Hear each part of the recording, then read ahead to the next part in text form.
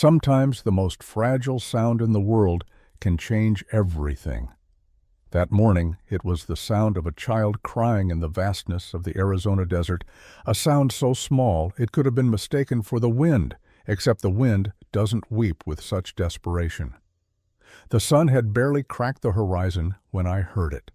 I was riding the eastern fence line of my ranch doing what I did every morning since my wife Sarah passed 3 years ago, checking cattle, mending wire, filling my days with work so I wouldn't have to fill them with memories. The desert was painted in shades of gold and purple that brief moment when the world holds its breath between night and day. My horse, a reliable buckskin mare named Dancer, suddenly stopped and turned her ears forward. She heard it before I did. At first, I thought it might be a wounded animal. We get coyotes out here, sometimes a mountain lion, and the sounds they make when they're hurt can fool you into thinking they're almost human. But this was different. This was human. This was a child. I touched my heels to Dancer's flanks, and we moved toward the sound. The land out here can trick you. What looks like 100 yards might be a quarter mile, and the morning light plays games with shadows and distance. But Dancer knew. Animals always know. She picked her way carefully down a shallow wash, her hooves clicking on loose stones, and that's when I saw her. A little girl no more than 7 years old sitting at the base of a scrub mesquite tree. Her dress was torn, her feet were bare and bleeding, and her dark hair hung in tangled braids down her back. She had her arms wrapped around herself, rocking slowly back and forth, and the sound coming from her throat was the kind of sound that breaks a man's heart clean in two. I dismounted slowly, keeping my movements easy and predictable. I've worked with frightened horses my whole life, and children aren't so different when they're scared. You don't rush them. You don't crowd them. You let them see you're not a threat. She looked up at me with eyes so dark they were almost black eyes that had seen things no child should ever see. There was dirt streaked across her face, and when she saw me she didn't run. She was too exhausted to run. She just stared at me, like I might be another nightmare in a long line of nightmares she'd already survived.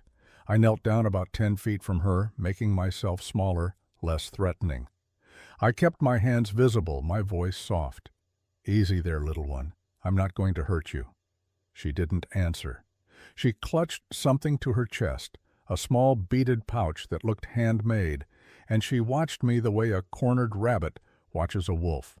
I reached for my canteen, opened it slowly, and held it out toward her. The sound of water sloshing inside seemed to break through whatever fear was holding her frozen. Her eyes fixed on that canteen like it was the most precious thing in the world. I set it down on the ground between us and backed up a step. "Take your time. It's all yours." She moved like a shadow, quick and cautious, grabbing the canteen and bringing it to her lips. She drank too fast water, spilling down her chin, and I had to reach out gently to slow her down. "Easy now, too much too fast will make you sick." She let me take the canteen back, and that's when I saw her feet. Raw and blistered, some of the blisters broken and bleeding. She'd walked a long way, probably days, across some of the harshest country in the territory. Whatever had happened to her, wherever she'd come from, she'd survived it through sheer determination and a kind of courage that made me ashamed I'd ever felt sorry for myself. I took off my jacket, a worn leather duster that had seen better days, and draped it around her shoulders. She was so small it swallowed her whole. Then I lifted her gently, expecting her to fight or scream, but she didn't. She was too tired. She just laid her head against my shoulder, still clutching that beaded pouch, and let out a breath that sounded like she'd been holding it for years. "You're safe now," I told her, though I wasn't entirely sure what safe meant anymore. I turned Dancer toward home and started the ride back. The girl didn't make a sound. She just held on, and I could feel her small body trembling against mine, whether from cold or fear or exhaustion, I couldn't tell. Probably all three. The ride back to the ranch took 20 minutes that felt like hours. Every time I looked down at her, I thought about my own daughter, the one Sarah and I never got to have. We'd tried for years, hoped and prayed and waited, but it never happened. Sarah used to say maybe God had different plans for us, that maybe we were meant to help other people's children instead. I didn't put much stock in divine plans back then. I figured the world was what it was, and you made the best of what you got. But holding this little girl, feeling her breath steady as she finally fell asleep against my chest, I wondered if maybe Sarah had been right after all. The ranch came into view just as the sun fully cleared the eastern mountains. It wasn't much, just a small main house, a barn, a corral, and a few outbuildings, but it was mine paid for with 10 years of hard work and sweat. Smoke was already rising from the kitchen chimney. Rosa Martinez, my cook and housekeeper, was up and working. Rosa had been with me for 5 years, ever since her husband died, and left her with nothing. She was a round, warm woman in her mid-50s, with hands that could make the toughest beef tender and a heart that matched.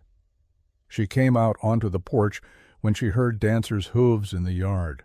She was wiping her hands on her apron, probably expecting me to want breakfast early, but when she saw what I was carrying, her whole face changed. Dios mío, boss. What you got there? Found her out by the East Wash. She's Apache, I think. Been walking for days. Rosa came down the steps and reached out to touch the girl's forehead, checking for fever, the way mothers do.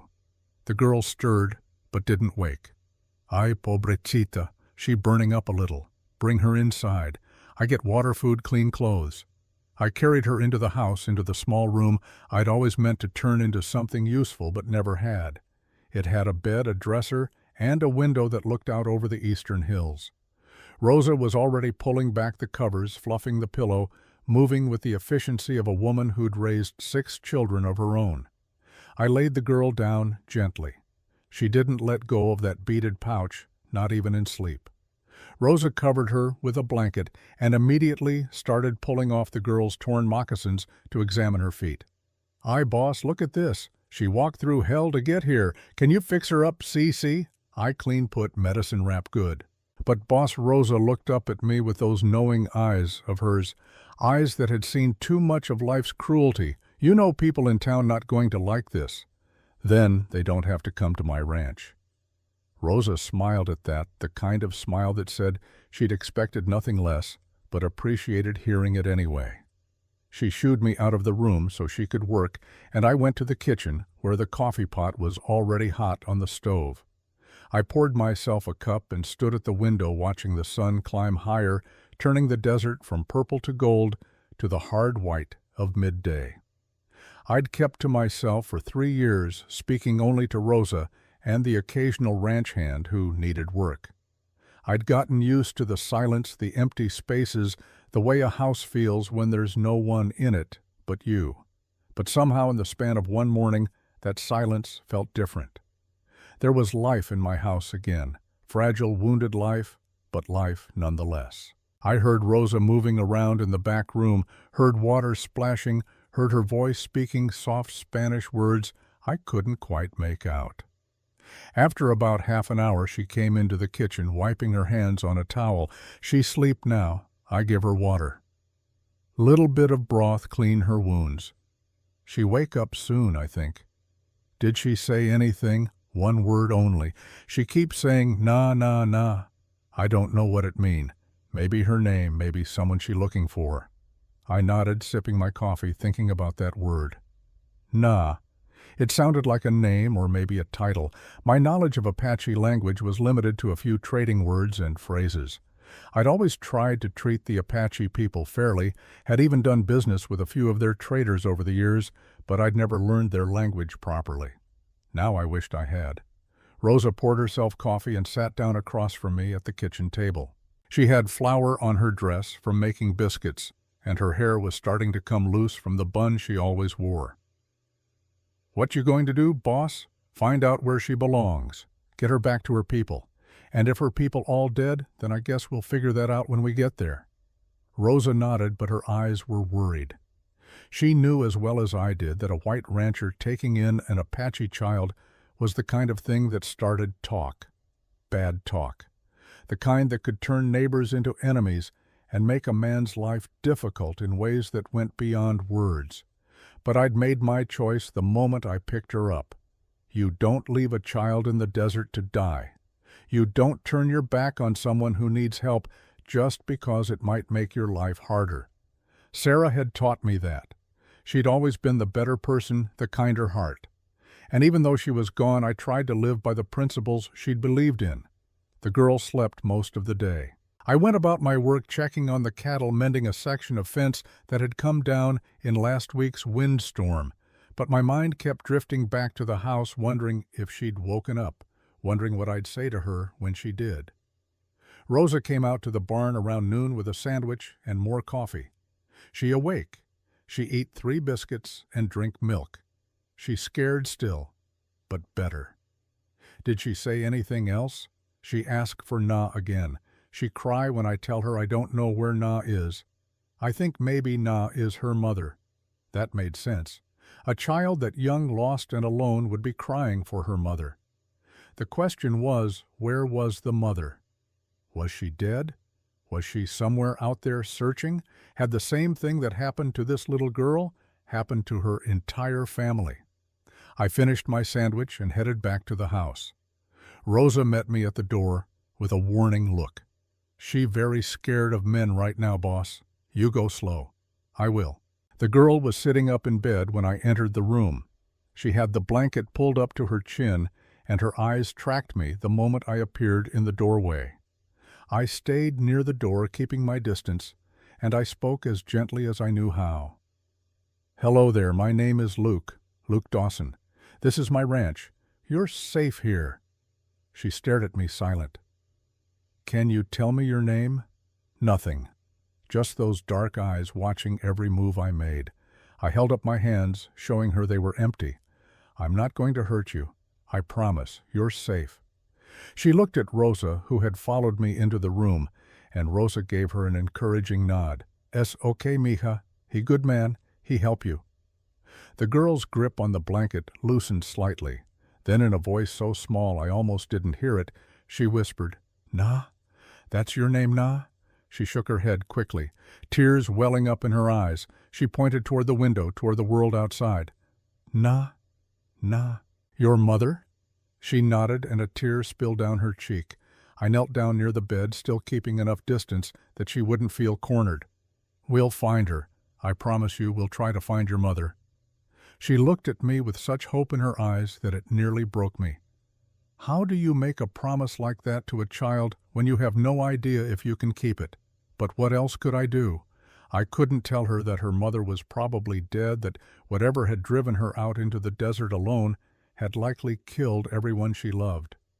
I couldn't take that hope away from her, not yet. Rosa brought in a bowl of soup and some bread. Tea, ate slowly, still wary, but hunger won over fear. When she finished, she curled up under the blanket without a word. I'll need to ride into town tomorrow, I told Rosa quietly. Talk to the sheriff. See if anyone's reported Apache troubles in the area. You want me to stay with her? Please. I don't want her waking up alone and thinking we've abandoned her. That night, I sat on the porch with a glass of whiskey and watched the stars come out. The desert night was cool and clear, the way it gets in early fall, and the sky was so thick with stars, it looked like someone had spilled diamonds across black velvet. Sarah used to love nights like this. She'd sit right here next to me, her hand in mine, and we'd talk about everything and nothing, the way married people do when they've been together long enough that silence is just as comfortable as conversation. I missed her. God, how I missed her. 3 years wasn't long enough to forget the sound of her laugh, the way she smelled like lavender and bread, the way she could look at me and know exactly what I was thinking. She would have known what to do with this little girl. She would have had the right words, the right touch, the right way to make her feel safe. All I had was good intentions and a promise I wasn't sure I could keep. The next morning, the girl was sitting at the kitchen table when I came in for breakfast. Rosa had found some old clothes somewhere, probably something left over from her own grandchildren's visits, and the girl looked almost normal, except for the fear still living in her eyes. She watched me come in, watched me pour coffee, watched me sit down across from her. Morning, I said.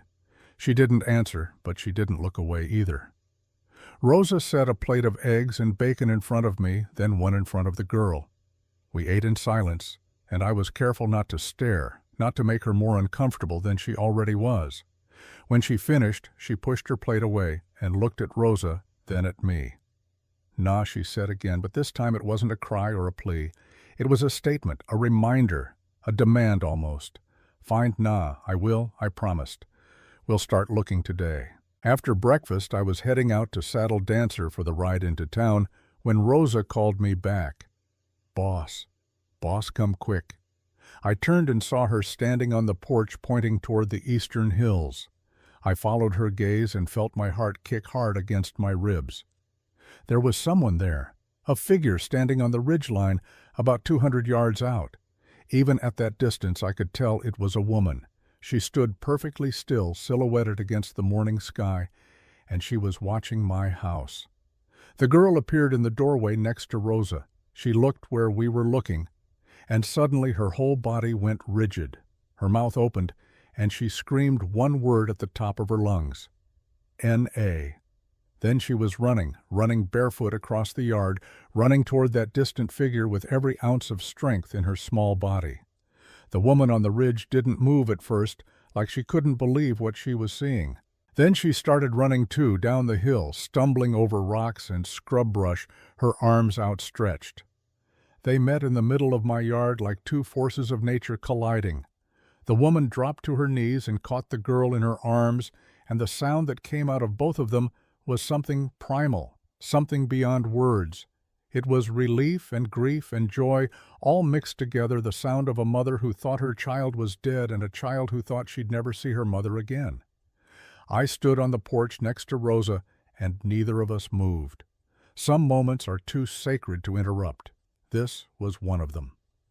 The woman held the girl for what must have been 5 minutes, just held her and rocked her and spoke to her in rapid Apache words, tumbling over words, checking her all over for injuries, touching her face, her arms, her hands as if she couldn't quite believe she was real. Finally, she stood up, still holding the girl on her hip, and turned to face me. She was tall for a woman, probably in her early 30s, with long black hair that fell past her shoulders and eyes that were sharp and intelligent and full of a wariness that came from hard experience. Her clothes were torn and dusty, and she had bruises on her arms and a cut above her left eyebrow, but she stood straight and proud, meeting my gaze without flinching.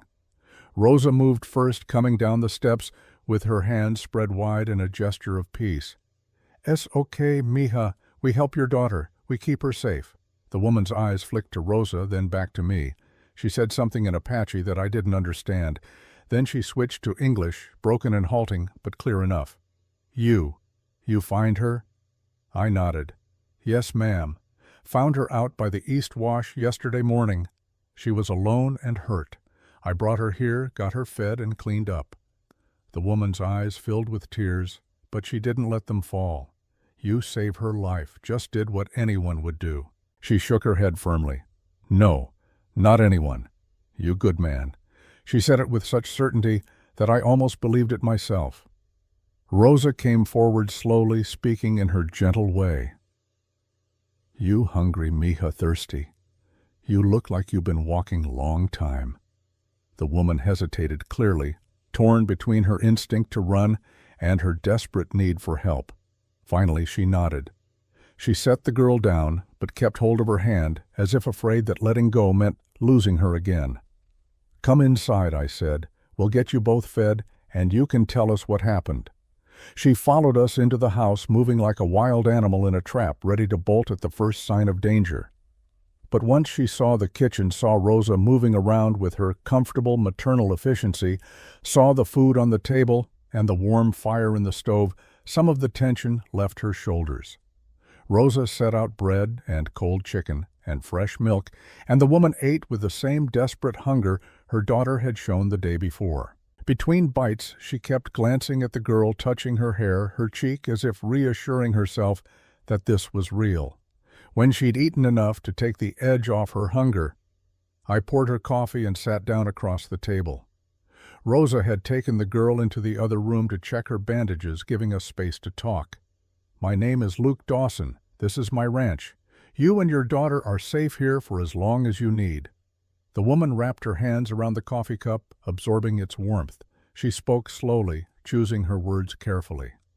"My name, Na." She paused, searching for words. "My daughter," she called T. "My English, not good." "Sorry, your English is fine. Can you tell me what happened? Where you came from?" Na's face darkened, and for a moment I thought she wouldn't answer. Then she took a deep breath and began to speak, her words halting, but her meaning clear. "3 days ago, maybe 4. She paused, searching for the word lose count. "Men come to village, nighttime. They say they want trade. We give food, make welcome. But they lie." She stopped, her hands gripping the coffee cup so hard I thought it might shatter. "They wait until sleep. Then they come with guns, with fire. They burn homes. They take things. They kill." Her voice broke on that last word, but she forced herself to continue. "My husband, he died 2 winters ago, but my brother, my father, they fight. The men they shoot. I take T-run, we hide in the rocks. Morning come, I go back. Everyone." She closed her eyes. "Everyone dead." I felt something cold settle in my chest. A raid. A massacre. The kind of thing that happened out here more often than people wanted to admit, where the line between outlaws and upstanding citizens got blurry and violence was just another tool for getting what you wanted. These men who attacked. Did you see their leader? Did he say what he wanted? Na nodded slowly. "One man, she touched her own face, drawing a line down her cheek. "Scar. Here, big scar. He asked for gold. Old gold. Spanish gold. He think we know where it is. Do you?" Na shook her head. "My husband, before he die, he find old map. He go look, never come back. I think he die looking. No gold, just dream. But this man with the scar, he thinks the gold is real. Yes, he asked me where is gold. I say I don't know." She swallowed hard. "He hurt people to make me tell. But I don't know. So I take T, we run. We run for 3 days. T, she get tired, scared. I look for water, and she wander off. When I come back, she gone. I look everywhere. Everywhere." I think she stopped, unable to continue. "You thought she was dead." Na nodded, tears finally spilling down her cheeks. "I think I lose everything. My people, my home, my daughter. Everything." I reached across the table and put my hand over hers, a gesture I wouldn't normally make with a stranger, but that felt necessary in that moment. "You didn't lose her. She's alive and she's safe. You both are." Na looked up at me with eyes that held a mixture of gratitude and something else, something that might have been the faintest flicker of hope. "Why you help us, we Apache. Your people and my people, we—" She struggled for words, not friends. I pulled my hand back and leaned back in my chair. "She's a human being who needs help. That's all the reason I need. She believed we're supposed to help each other when we can. Your wife, where is she gone? 3 years now. Fever took her. I am sorry." We sat in silence for a moment, 2 people who'd lost too much sitting across a kitchen table in the middle of nowhere. Rosa came back in with tea, who immediately ran to her mother and climbed into her lap. Na held her close, whispering to her in Apache, and the girl smiled for the first time since I'd found her. Rosa looked at me and gave me a small nod. She had cleaned and rebandaged the girl's feet and given her a cloth doll that had probably belonged to one of her granddaughters. T clutched it now like it was the most precious thing in the world. "You both need rest," I said to Na. "Take the back room, stay as long as you need. We can't stay. That man, the one with scar, he look for us. If he find us here, he kill you too. Let me worry about that. Right now, you need to rest and recover. We'll figure out what comes next tomorrow." Na looked like she wanted to argue, but exhaustion was written all over her face. Finally, she nodded. "One night. Then we go." I didn't argue with her, but I also didn't believe her. One night in a warm house with food and safety wasn't going to be enough to send her back out into the desert, not with a wounded child. She needed time, and whether she admitted it or not, I was going to make sure she got it. Rosa showed them to the back room again, and I heard her speaking softly in Spanish, probably telling Na where things were making her feel welcome. I went back out to the porch and stood in the morning sun thinking about what Na had told me. A man with a scar looking for Spanish gold, willing to kill an entire village to find it. That kind of evil wasn't new out here, but it never got easier to stomach. And if he was looking for Na and her daughter, he wasn't going to stop just because they'd managed to escape once. I thought about riding into town right then, talking to Sheriff Bradley, getting some kind of protection organized. But I knew how that would go. Bradley was a decent man, but he was practical, and practical men didn't risk their lives or their deputies' lives for an Apache woman and child.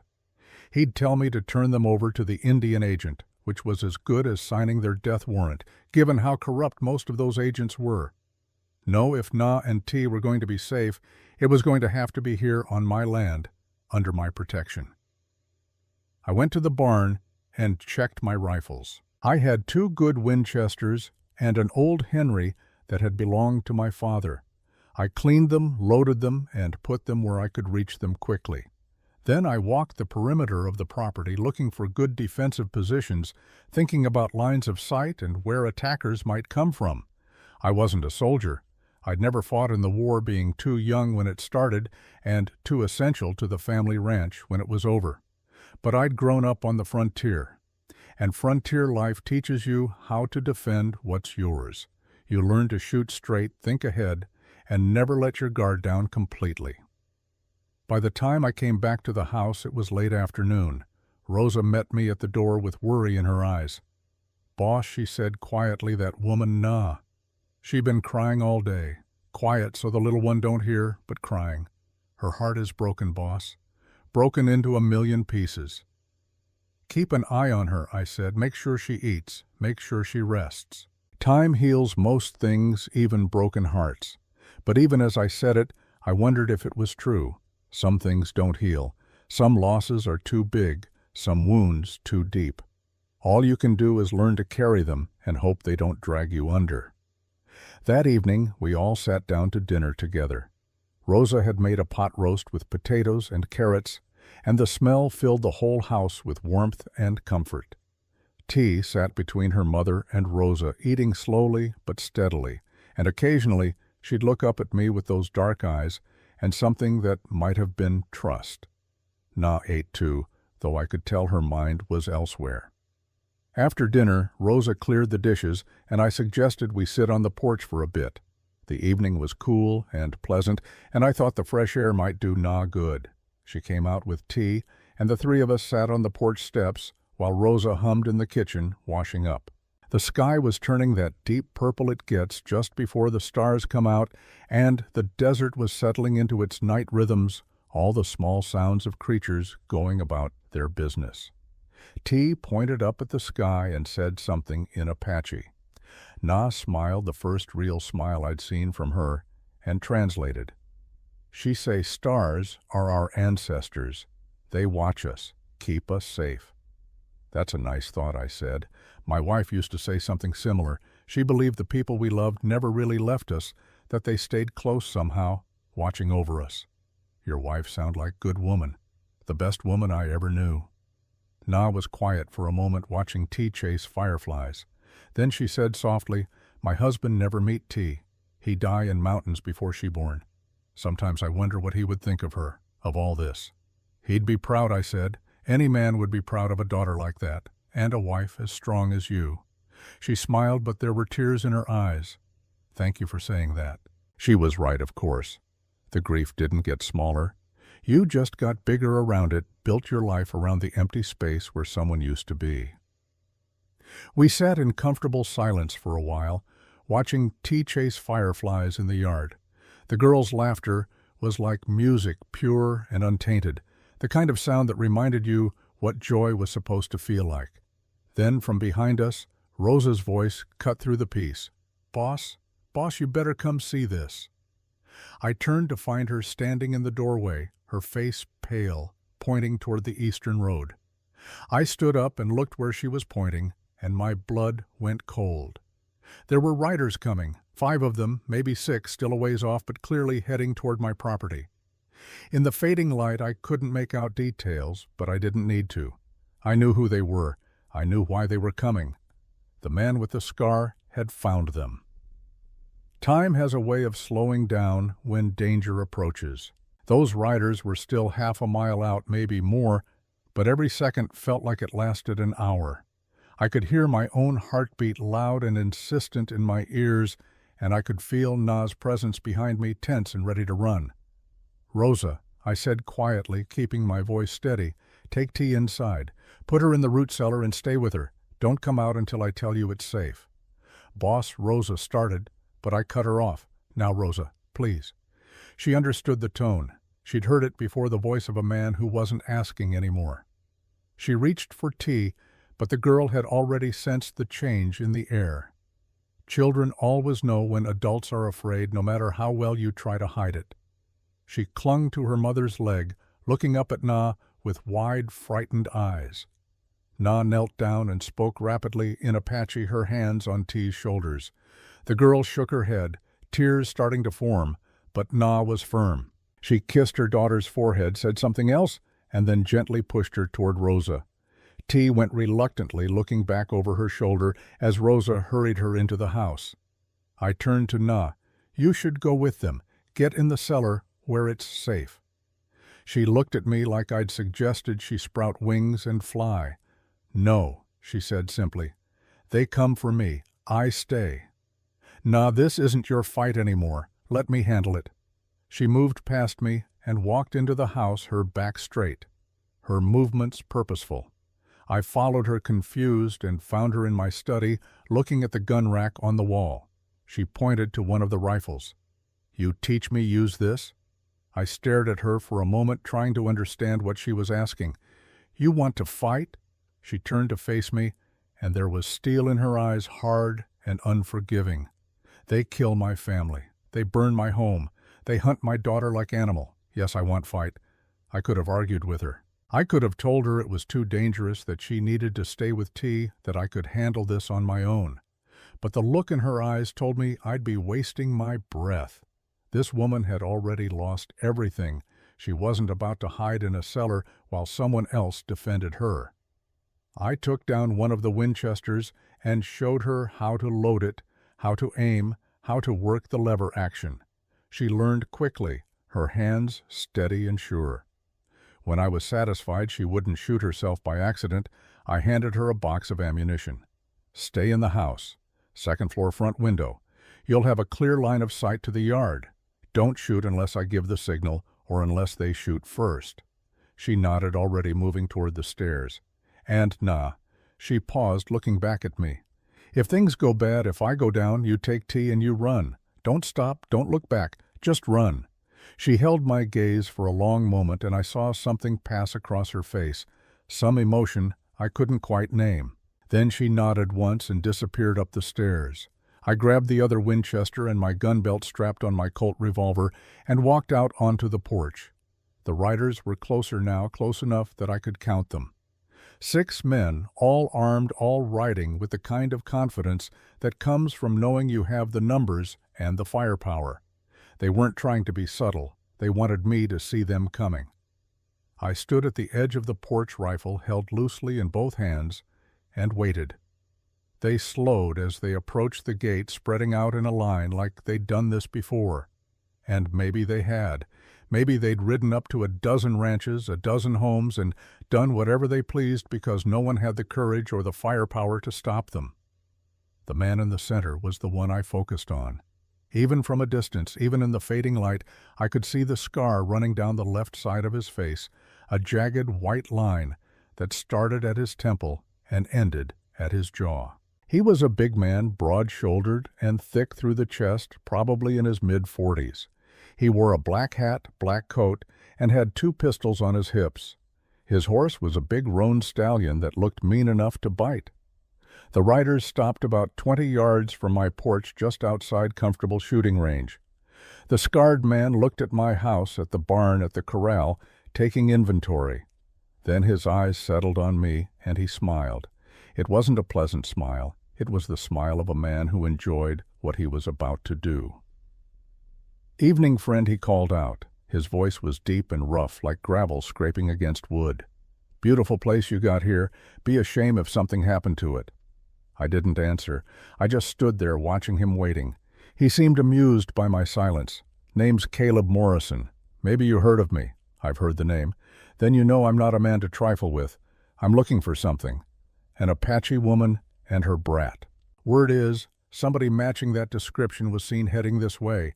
You wouldn't happen to know anything about that, would you?" "Can't say that I do." Morrison's smile widened. "See, I think you're lying.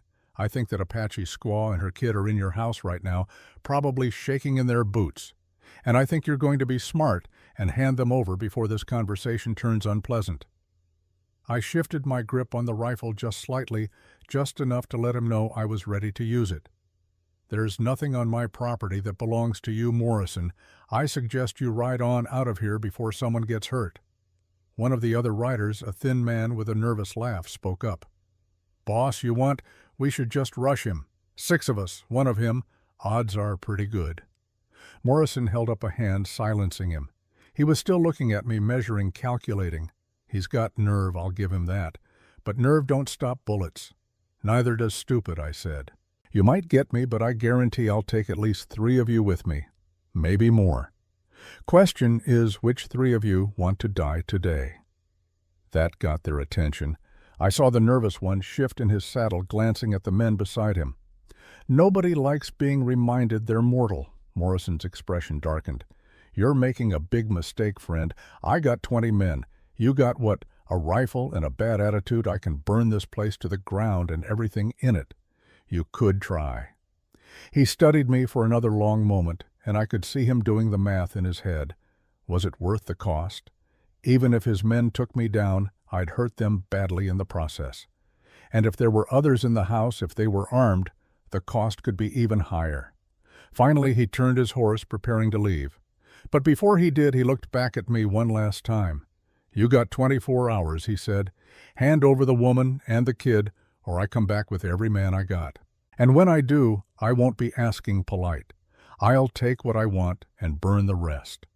Then he spurred his horse and rode off, his men following. I watched them until they disappeared into the gathering darkness, and only then did I allow myself to breathe.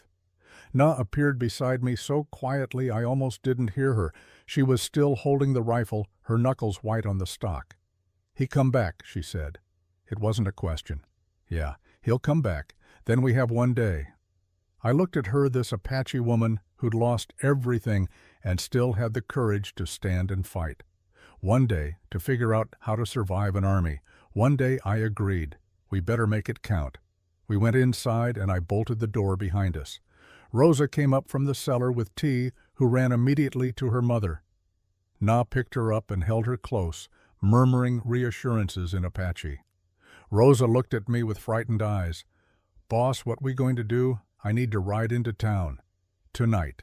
Before Morrison comes back at dawn. We need allies and organizing that takes time we don't have come morning. But Boss," Rosa said, "what if he come tonight?" "While you gone," Na spoke up, her voice quiet but firm. "Then I defend. I learned to shoot. Rosa knows how to shoot. We put tea in cellar, hide her good. Morrison, he want me alive. He need me to tell him where gold is. He not burn ranch until he get me. That give us time." She was right, and I hated that she was right. Morrison wanted information, which meant he'd try to take Na alive first. It was a small advantage, but it was something. I looked at Na. "You're sure about this?" She met my eyes steadily. "You need help.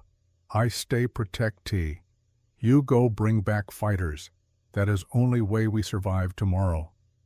Rosa crossed herself but nodded. "I have rifle, boss. And that old shotgun of my husband's, we make them think twice about coming for us." "All right," I said. "But I'm not going alone." Na nodded. "I come with you. You need someone who knows Morrison how he thinks. Rosa can protect T better than I can right now. She knows this house knows the hiding places. I need to ride into town. Tonight. Talk to the sheriff. See if I can get some help." Rosa nodded, but I could see she didn't think much of that plan. Neither did I, truth be told. Sheriff Tom Bradley was a decent man, but he was also practical. He had 2 deputies and a town to protect. Riding out to defend one ranch against 20 outlaws wasn't the kind of odds he'd be excited about. But I had to try. I'll take Dancer. Should be back before dawn. Keep the doors locked and the rifles loaded. If anyone comes before I get back, don't open the door. Just shoot through the windows if you have to. Rosa crossed herself. Dios nos proteja. I saddled Dancer in the barn, working by lantern light, my hands moving through the familiar motions while my mind raced ahead. The ride to town would take 2 hours, maybe less if I pushed hard. That would put me there around 9 or 10 o'clock. I could find Bradley, make my case, and be back before the sun came up. As I was tightening the cinch, I heard footsteps behind me. I turned to find Na standing in the barn doorway, silhouetted against the light from the house. "I come with you," she said. I shook my head. "You need to stay with T. She needs her mother. T safe with Rosa. I come. I know Morrison. I know how he think. I help." There was logic to what she said. She'd survived Morrison's attack, escaped from him, evaded him for days. She knew his patterns, his methods. But bringing her to town was risky in a different way.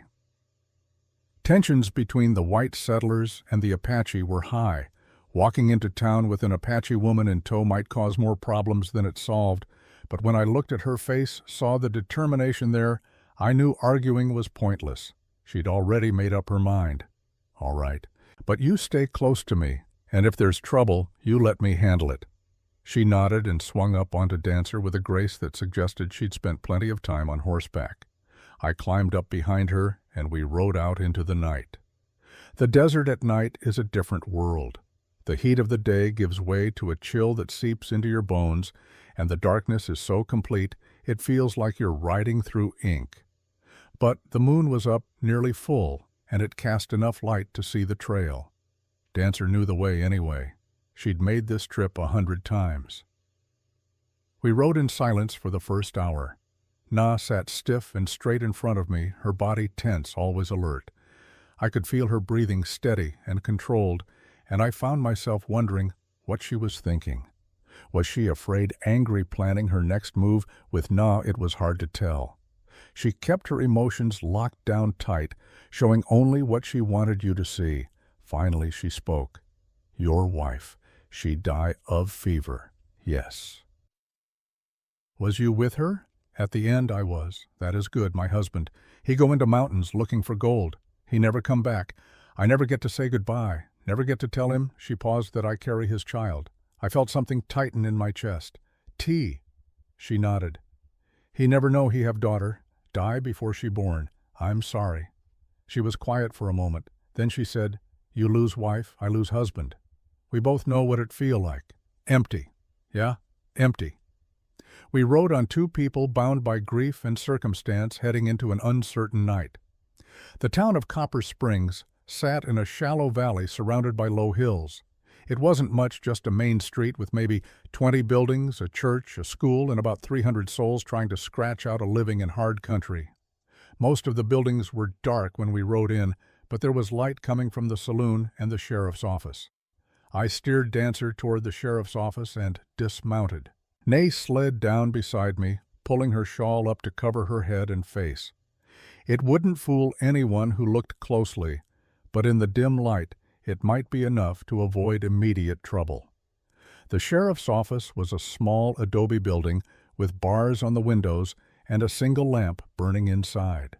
Through the window, I could see Sheriff Tom Bradley sitting at his desk working on some paperwork.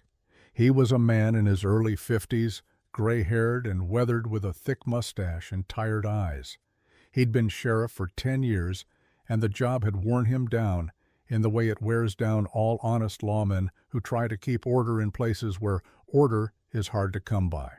I pushed open the door, and he looked up, his hand instinctively going to the gun on his hip before he recognized me.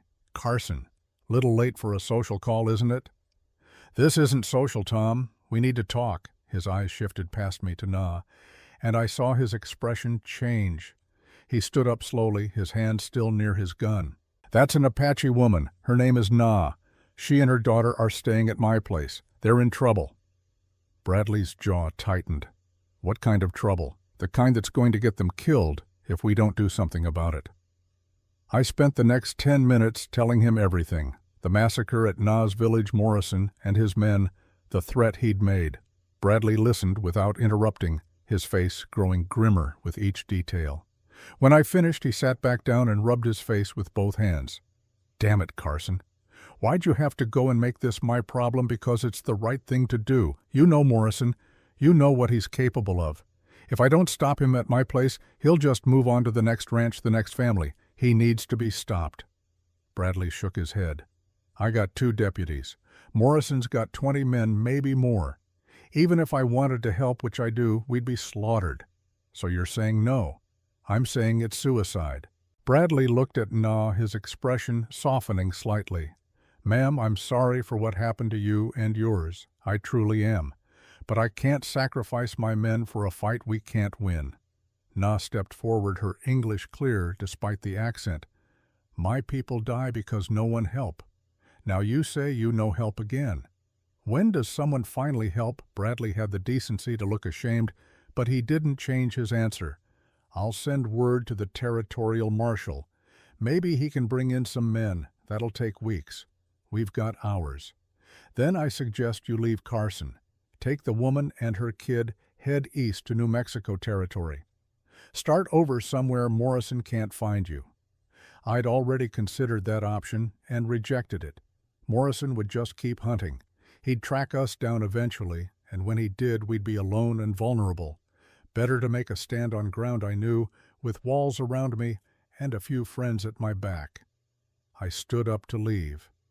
"Thanks for nothing, Tom. Carson, wait." I stopped at the door. Bradley sighed. "There's a man, couple miles north of town, calls himself Reverend Samuel Webb. He's got some pull with the community, been organizing folks to help each other out. If anyone might be willing to stand with you, it'd be him." "Where can I find him?" "Little white church on the hill. Can't miss it." I nodded and walked out, Na following close behind. As we mounted Dancer again, I heard Bradley call out one more time, "Carson, for what it's worth, I hope you make it." It wasn't much, but it was something. At least he was honest about his limitations. We rode north out of town, following Bradley's directions. The church sat on a small rise overlooking a creek, a simple white building with a cross on top and a small house next to it. Light was burning in the windows of the house, and I could hear someone playing a piano, the notes carrying clear and sweet through the night air. I knocked on the door, and the music stopped. A moment later, the door opened to reveal a man in his 60s, tall and thin, with white hair, and the kind eyes of someone who'd spent a lifetime trying to see the good in people. "Help you, friend?" he asked. "Are you Reverend Webb?" "I am. My name is Luke Carson. I need your help." He looked past me to Na, took in her Apache features, and his expression didn't change. Just opened the door wider. "Come in, both of you." His house was small, but clean, filled with books and simple furniture. A Bible sat open on a table next to the piano. He gestured for us to sit, poured us both coffee without asking if we wanted it, and then settled into a chair across from us. "Now then," he said, "tell me what's troubling you." I told him the same story I'd told Bradley, and he listened with the same quiet attention. But unlike Bradley, when I finished, he didn't hesitate. "This Morrison sounds like a man who's given himself over to evil, and evil must be opposed no matter the cost. You'll help us. The good book says we're to shelter the widow and the orphan, to stand against injustice, to be a voice for those who have none." Reverend Webb smiled. "Seems pretty clear to me what I'm supposed to do. It could get you killed. We're all going to die someday, Mr. Carson. The question is whether we die having stood for something or having run from everything." Na leaned forward, her eyes intense. "You have others, people who fight with us." Webb nodded slowly. "There are some. Good people who've been hurt by men like Morrison, who understand that standing together is the only way to survive out here. I can rally maybe 8 or 10 by sunrise. It's not much against 20. No, but it's more than you had an hour ago, and sometimes, Mr. Carson, faith and courage can make up for numbers. I wanted to believe him. I wanted to believe that right would triumph over might, that good people standing together could defeat evil. But I'd lived on the frontier long enough to know that bullets didn't care about righteousness. Still, it was more help than I'd expected to get. "We'll take it," I said. "How soon can you get them to my ranch? I'll start spreading the word tonight." "We'll be there by first light." We shook hands, and as Na and I turned to leave, Webb called out, "Mr. Carson, there's one more person you should talk to. Old Apache man, lives about 5 miles east of here near Dead Horse Canyon, calls himself Red Sky Walker. He's a bridge between our worlds. If anyone can help you understand what you're up against and how to fight it, it's him. I'll find him." We rode out into the night again, heading east this time. The moon was starting to sink toward the western horizon, and I knew dawn wasn't far off. We needed to find this Red Sky Walker and get back to the ranch before Morrison made good on his threat. Dead Horse Canyon was a narrow cleft in the rocks where, according to legend, an entire cavalry unit had lost their horses to some disease back in the 60s. Whether the story was true or not, the name had stuck. We found the canyon easily enough, and near its entrance, tucked against the rock face, was a small dwelling made of wood and stone. Smoke was rising from a hole in the roof, and I could see firelight flickering inside. I dismounted and helped Na down. She looked nervous, which surprised me. I'd seen her face down Morrison without flinching, but the prospect of meeting Red Sky Walker seemed to unsettle her. "You know him?" I asked. "I know of him. He is," she searched for the word, "holy man, keeper of old ways, very powerful." I knocked on the door frame. There wasn't actually a door, just a blanket hanging in the opening. A voice from inside called out in Apache, and Na responded. There was a moment of silence. Then the blanket was pushed aside, and an old man stepped out. He was ancient, his face so lined and weathered it looked like carved wood. His hair was pure white and hung in 2 long braids down his chest, but his eyes were sharp and clear, missing nothing. He looked at Na, then at me, and then he smiled. "Welcome," he said in perfect English. "I have been expecting you." Red Sky Walker's home was exactly what you'd expect from a man who'd lived most of his life according to the old ways. The walls were hung with dried herbs, animal skins, and objects whose purposes I could only guess at. A fire burned in the center of the room, the smoke rising up through the hole in the roof. The smell was pungent but not unpleasant, a mixture of sage and cedar and something else I couldn't identify. He gestured for us to sit on blankets arranged around the fire. When we were settled, he produced a clay pipe, filled it with tobacco, lit it from the fire, and took a long draw before passing it to Na. She accepted it with both hands, took her own draw, and passed it to me. I did the same, though I'd never been much for smoking. When the ritual was complete, Red Sky Walker spoke. "You come because of the Scarred One, the man who brings death and seeks gold that does not exist." "How did you know?" I asked. He smiled. "The wind tells me many things. And also I heard the shooting 3 nights ago, heard the screams. I am old, but I am not deaf." Na leaned forward. "My village. You heard, I heard. And I am sorry. Your father was a good man. Your brother was brave. They died as warriors." Tears spilled down Na's cheeks, but she didn't make a sound. Red Sky Walker reached out and touched her hand gently. "You survived because you were meant to survive. Your daughter lives because there is still work for both of you to do in this world." "The scarred man is coming to my ranch," I said. "Tomorrow. With 20 men. He wants Na and her daughter. I need help stopping him." Red Sky Walker puffed on his pipe thoughtfully. 20 is many. You have how many? Maybe 12, if everyone Reverend Webb promised shows up?" The old man nodded. 12 against 20.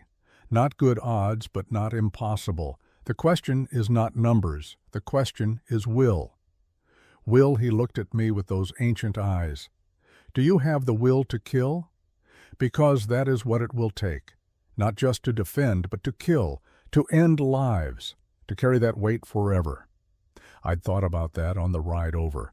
I'd killed men before, twice, both times in self-defense, when I'd been younger and more hot-headed. I still remembered their faces, still saw them sometimes in dreams. Killing changes you. It leaves a mark on your soul that never quite washes off. If it's them or us, I said finally, then yes, I have the will. He turned to Na. And you, daughter? Can you kill the men who destroyed your people? She didn't hesitate. Yes. Red Skywalker smiled sadly.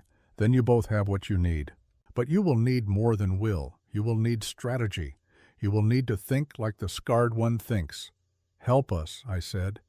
Tell us how to fight him. He stood up, moving with surprising grace for someone his age, and walked to the far wall. He took down what looked like a rolled-up piece of hide and brought it back to the fire. When he unrolled it, I saw it was a map, hand-drawn, showing the area around my ranch in surprising detail. Your ranch is here, he said, pointing. The scarred one will come from the east where his camp is. He will come at dawn when the light is in your eyes and his men are fresh. He will not sneak. He will ride in hard, trying to overwhelm you with speed and numbers. Can we stop that? Not directly, but you can slow it. Make him change his plan. Make him think. How Red Skywalker's finger traced a line on the map, here where the trail narrows between these two hills. Set an ambush. Not to kill, but to wound. Hurt them enough that they become cautious.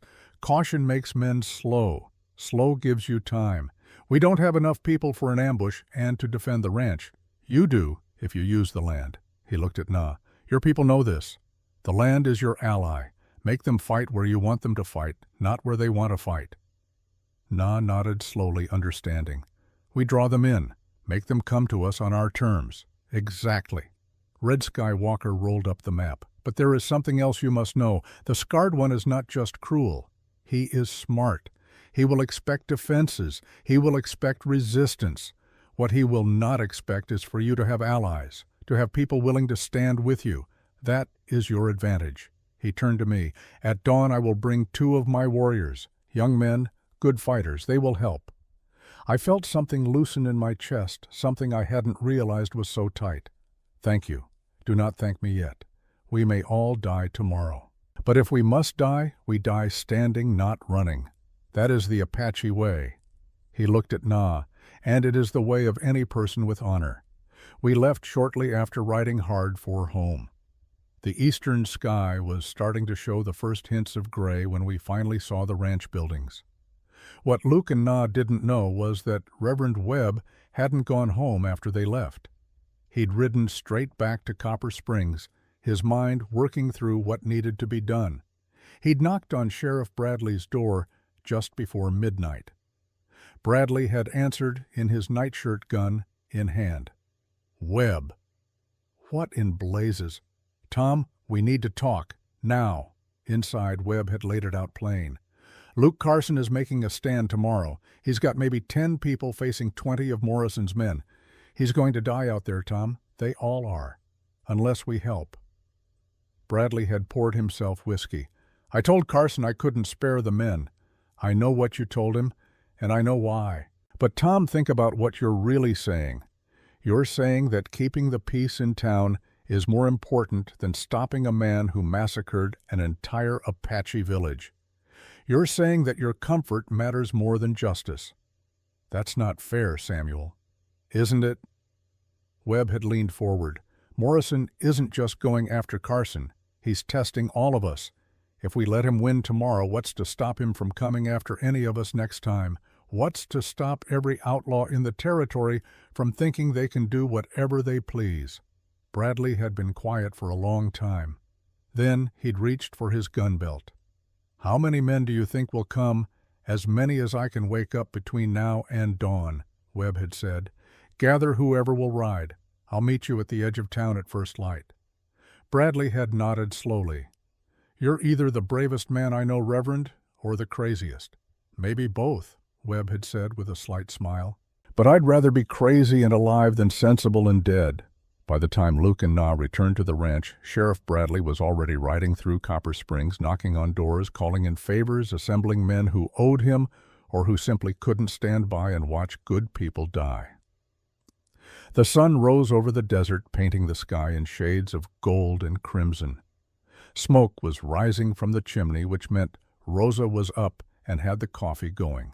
That woman never slept, I swear. I'd barely dismounted when the front door opened and Rosa came rushing out, her face a mixture of relief and anger. "Dios mio, boss, I've been worried sick. You say you be back before dawn." "It's not dawn yet," I pointed out. "Close enough." She grabbed my arm and pulled me toward the house. Come. You both need food rest." Inside, T was sleeping on the sofa, curled up under a blanket. Na went to her, immediately brushing the hair from her face, checking her breathing. The girl stirred, but didn't wake. Rosa had laid out bread, cheese, and cold beef, along with a pot of coffee strong enough to stand a spoon in. Na and I ate quickly, neither of us realizing how hungry we'd been. "Did you get help?" Rosa asked quietly. "Some, maybe enough." She made the sign of the cross. "I pray it is enough, boss. I pray to every saint I know." As we ate, I told them what Red Skywalker had said about the ambush, about using the land, about making Morrison fight on our terms. Na listened intently, and I could see her mind working, putting pieces together. When I finished, she said, "I know that place, the narrow trail. Good place for ambush. But we need shooters, good shooters. Reverend Webb said he'd bring people.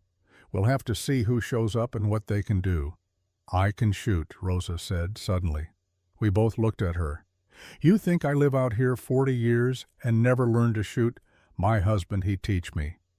I may be old, but my eye's still good."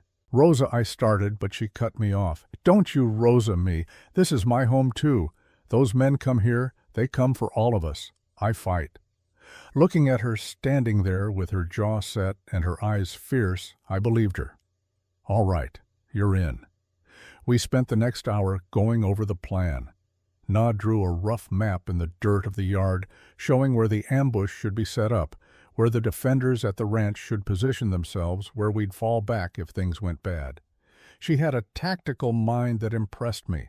She didn't just think about shooting.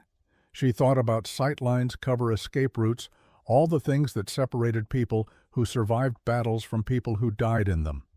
Just before true dawn, we heard horses. My hand went to my gun, but then I saw the riders coming from the west, not the east. Reverend Webb leading a group of people. I counted quickly, 9 including Webb himself, not as many as I'd hoped for, but more than we'd had. They dismounted in the yard and I went out to meet them. Webb made introductions. Most of the men I recognized from town, though I didn't know them well.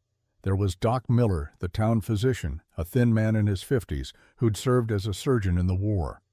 There was Jake Thompson, who ran the general store, looking nervous but determined. A few ranch hands I'd seen around, men who'd probably worked for every outfit in the territory at one time or another. And there was one woman besides Rosa. Her name was Margaret Henley, a widow who ran a small horse ranch south of town. She was maybe 40, weathered and tough, with a rifle slung over her shoulder, and the look of someone who'd seen trouble before and wasn't afraid to see it again. Webb approached me, his hand extended. We came as quickly as we could. "Heard you had a visit from Morrison last night. Word travels fast. In a small town, everything travels fast." He looked around the ranch, assessing. "What's your plan?" I explained about the ambush, about the defense of the ranch, about the help coming from Red Skywalker. Webb listened, nodding occasionally, asking questions that showed he was thinking tactically. When I finished, he said, "We'll need someone at the ambush site who can coordinate, who can signal when to fire and when to fall back. Someone the shooters trust." "That should be me," Doc Miller said. "I've done battlefield triage. I can read a situation quickly." Webb nodded. "Good. You'll take Jake, Margaret, and 2 others. Set up in those rocks overlooking the trail. Your job isn't to stop them. Your job is to hurt them enough that they slow down. Think twice." "What about the rest of us?" Thompson asked. "You'll be here at the ranch. Defensive positions inside and around the buildings. We turn this place into a fortress." As the sun rose, fully turning the desert from gray to gold, we worked. We moved furniture to block windows, created firing positions on the second floor, stacked hay bales for cover in the yard. Na directed much of this with quiet authority, and to their credit none of the townspeople questioned her. They saw she knew what she was doing, and that was enough. Red Sky Walker arrived with his 2 warriors just as we were finishing. The young men were maybe 20 years old, lean and hard, with the kind of quiet confidence that comes from growing up in a culture where survival is a daily challenge. They carried bows and had knives at their belts, but Red Sky Walker also gave them rifles he'd apparently acquired over the years. The old man surveyed our preparations and nodded approvingly. "You have done well. Now comes the hard part, the waiting." He was right. The next 2 hours were the longest of my life. We drank coffee, checked and rechecked our weapons, tried to make small talk that felt hollow in the shadow of what was coming. T woke up and Na took her aside, speaking to her softly in Apache. I didn't know what she was telling her daughter, but I could guess. Be brave, stay hidden, no matter what happens, survive. Around mid-morning, one of Red Sky Walker's warriors perched on the roof as a lookout called out. Riders coming from the east, many riders. This was it. Everyone to positions I called out. Now you take the second floor front window like we planned. Rosa, you're in the kitchen. Cover the back approach. Webb, you're with me on the porch. The others scattered to their assigned positions. T was already in the root cellar, hidden behind barrels and sacks of grain. If things went completely to hell, Rosa had instructions to get to her and run for the canyon. I loaded my Winchester, checked my Colt, and stepped out onto the porch. Webb stood beside me, his own rifle ready. In the distance, I could see dust rising, getting closer. "Mister," Carson Webb said quietly, "whatever happens today, I want you to know it's been an honor." "Honor's going to get us killed, Reverend." He smiled. "Perhaps, but at least we'll die with clean consciences."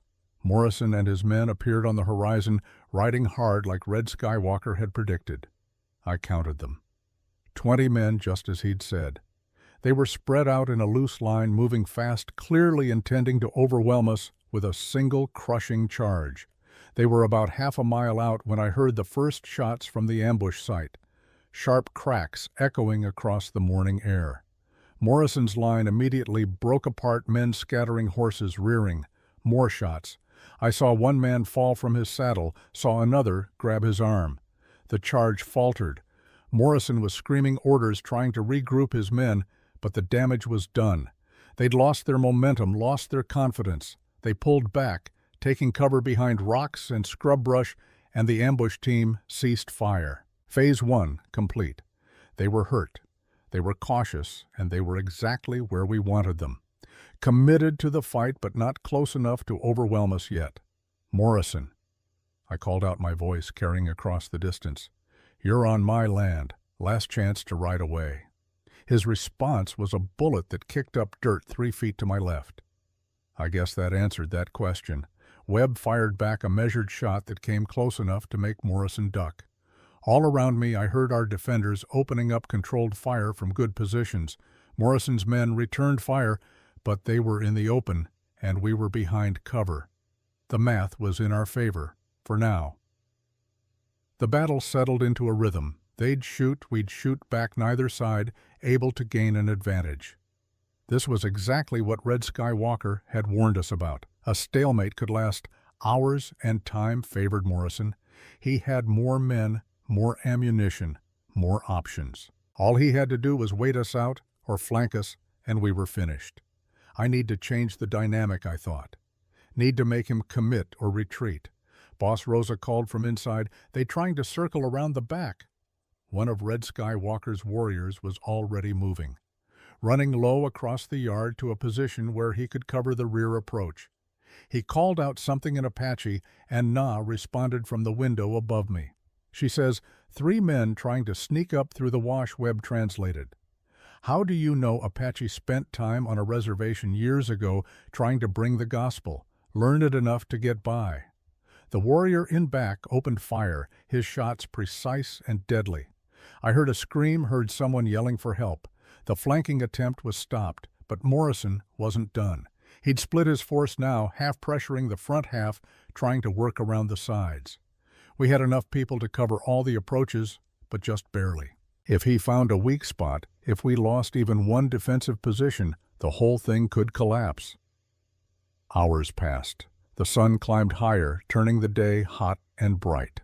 We were running through ammunition faster than I'd like, and I knew Morrison had to be having the same problem. But he had more to start with, and he could afford to waste it. Around noon there was a lull. Morrison's men pulled back slightly, regrouping, probably trying to figure out their next move. I used the opportunity to check on everyone. Na was still at her window, her face streaked with sweat and gunpowder residue, but her eyes were clear and focused.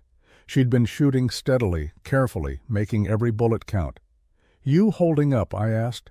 "I am here. I fight. That is enough." T. She sleeps. Rosa checks on her. She is safe. I moved through the house, finding Rosa reloading her rifle with shaking hands but a determined expression. The others were tired, but holding. We'd lost no one, though Jake Thompson had taken a graze across his shoulder and Margaret Henley had a cut on her forearm from broken glass.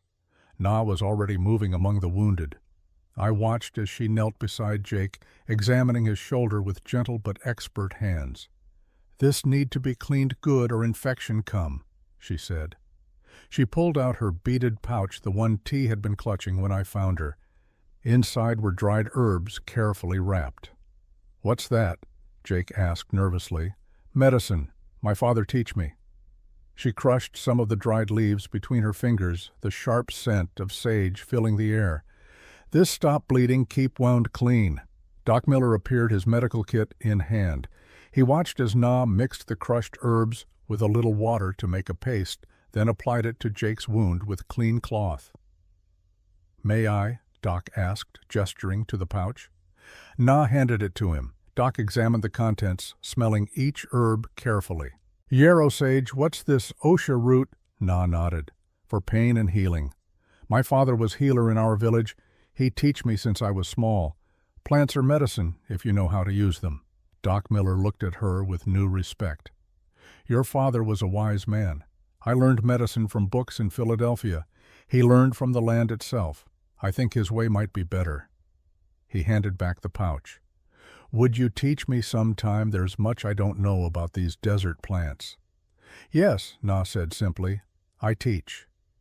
She moved to Margaret, next cleaning and binding her cut with the same careful attention. By the time she'd finished, the bleeding had stopped, and Margaret was flexing her arm experimentally. "That poultice is working already," Margaret said, surprised. "The pain's less." "Plants know what to do," Na said. "We just have to listen." When Na came back to me, there was a quiet pride in her eyes. "My father would be happy, I think, that his knowledge helps people here, that it is not lost." "It's not lost," I said. "Not as long as you're here to pass it on."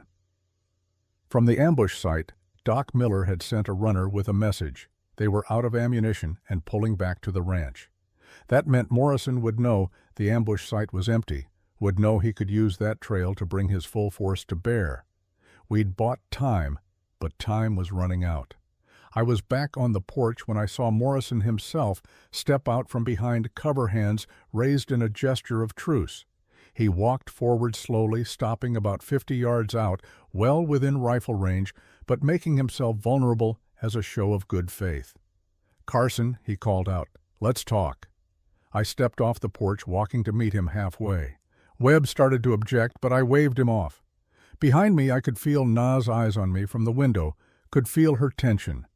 Morrison looked worse for wear. He had blood on his sleeve and his face was dark with anger and frustration, but his eyes were still calculating, still looking for an angle. "You cost me 4 men today, Carson. 4 good men. Should have been more." He almost smiled at that. "You've got nerve, I respect that. But this ends now. Give me the woman and her brat and we'll ride out. No one else has to die. Can't do that. Why not? She's nothing to you, just some Apache squaw.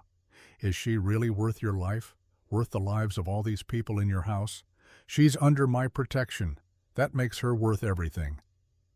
Morrison shook his head. "You're a fool, Carson. A noble fool, but a fool nonetheless." He looked past me at the ranch house. "Tell you what, I'll make you a deal. Give me the woman, and I'll let you keep the kid. Hell, I'll even throw in some money. Say $500. That's generous." The answer is no. His expression hardened. "You think you've won? I've got reinforcements coming. 30 men, maybe 40. By sunset, this ranch will be ashes, and everyone in it will be dead. Maybe not. But I'll die trying. So will everyone in that house. The preacher, the old Mexican woman, that little girl you're so determined to protect. They'll all die because you're too stubborn to make a smart choice." It was a good argument, logical, practical. And if I'd been the kind of man who made decisions based purely on logic and practicality, it might have worked. But I wasn't that kind of man. Sarah hadn't married that kind of man. "I'm done talking, Morrison. Either shoot or ride.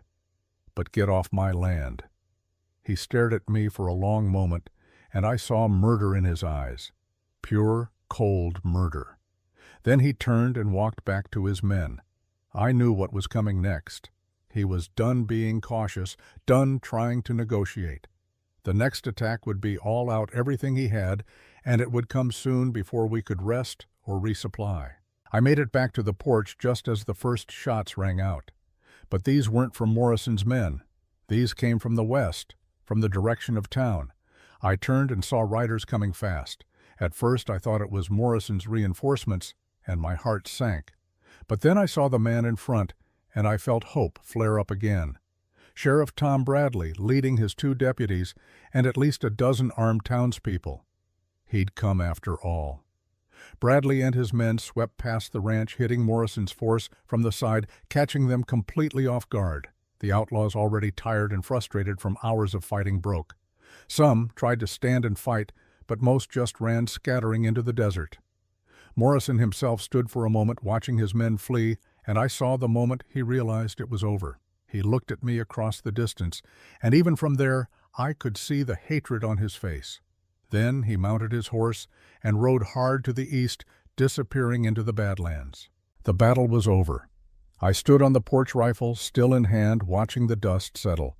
Around me, people were emerging from their positions, faces showing relief and exhaustion in equal measure. Na came down from the second floor, moving quickly toward the root cellar where tea was hidden. Rosa followed her, and moments later they emerged with the little girl who ran into her mother's arms. Sheriff Bradley rode up dismounted and walked over to me. He looked tired, dirty, and about 10 years older than he had yesterday. "You're a damn fool, Carson. You know that. Been hearing that a lot lately." He almost smiled. "Reverend Webb came into town this morning, started rallying folks. Said you were making a stand against Morrison, said any man with a conscience ought to help." He looked around at the assembled townspeople, some of whom were tending to minor wounds, others just trying to catch their breath. "Turns out there's more men with consciences than I thought. You saved our lives, Tom, all of us." He shrugged. "Like you said, it's the right thing to do." He looked past me to where Na stood holding tea. "Morrison get away." "Yeah, rode east. He'll be back. Men like that always come back. Let him come. Next time we'll be ready." Bradley nodded slowly, then reached out and shook my hand. "You did good today, Carson. Real good." As the townspeople began heading back to Copper Springs, Reverend Webb came over. He had a cut above his eye, and his shirt was torn, but he was smiling. "Quite a day, Mr. Carson. Quite a day, Reverend. Thank you for what you did, for going back to town, for getting the sheriff to come. The Lord works in mysterious ways. Sometimes he just needs us to give him a push." Webb looked over at Na, who was sitting on the porch steps with tea, both of them looking exhausted but alive. "She's a remarkable woman. Strong, brave. Yeah, she is." "What will you do now? Morrison's still out there." "I know. But that's a problem for tomorrow. Today we survived. That's enough." Webb patted my shoulder and walked away to help tend to the wounded. I stood there in my yard looking at my ranch, at the bullet holes in the walls and the broken windows, and the general mess that war leaves behind. It would take weeks to repair all the damage, but we'd won. Against all odds, with courage and faith and a little bit of luck, we'd won. Na approached me, T holding her hand. The little girl looked up at me with those dark eyes that had seen too much, and then she did something that surprised me. She let go of her mother's hand and reached for mine. I knelt down and took her small hand in mine. "You okay, little one?" She nodded, then spoke in careful, halting English. "Thank you. You save us." My throat tightened. "You're welcome, T." Na placed her hand on my shoulder. "We owe you our lives, both of us. I never forget. You don't owe me anything. This is what neighbors do. They help each other." She smiled, the first real smile I'd seen from her. Then, "I am glad to have you as neighbor Luke Dawson." It was the first time she'd used my first name, and somehow hearing it in her voice felt like the beginning of something new, something neither of us had planned for, but both of us needed. As the sun began to set on that long, terrible, victorious day, Rosa called everyone in for dinner. She'd somehow managed to prepare food for all of us, a massive pot of beans and rice and beef that fed 20 people and still had leftovers. We ate together, telling stories about the battle, laughing at close calls, now that we were safe, mourning the men we'd lost, and honoring their sacrifice. And through it all, I watched Na and T, watched them begin to relax, watched the fear slowly leave their eyes. They were safe, not just for today, but for all the days to come. Morrison was still out there somewhere, nursing his wounds and his hatred. That was true.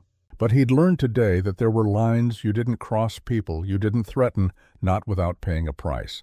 And tomorrow, we'd start rebuilding. Together. Because that's what families do.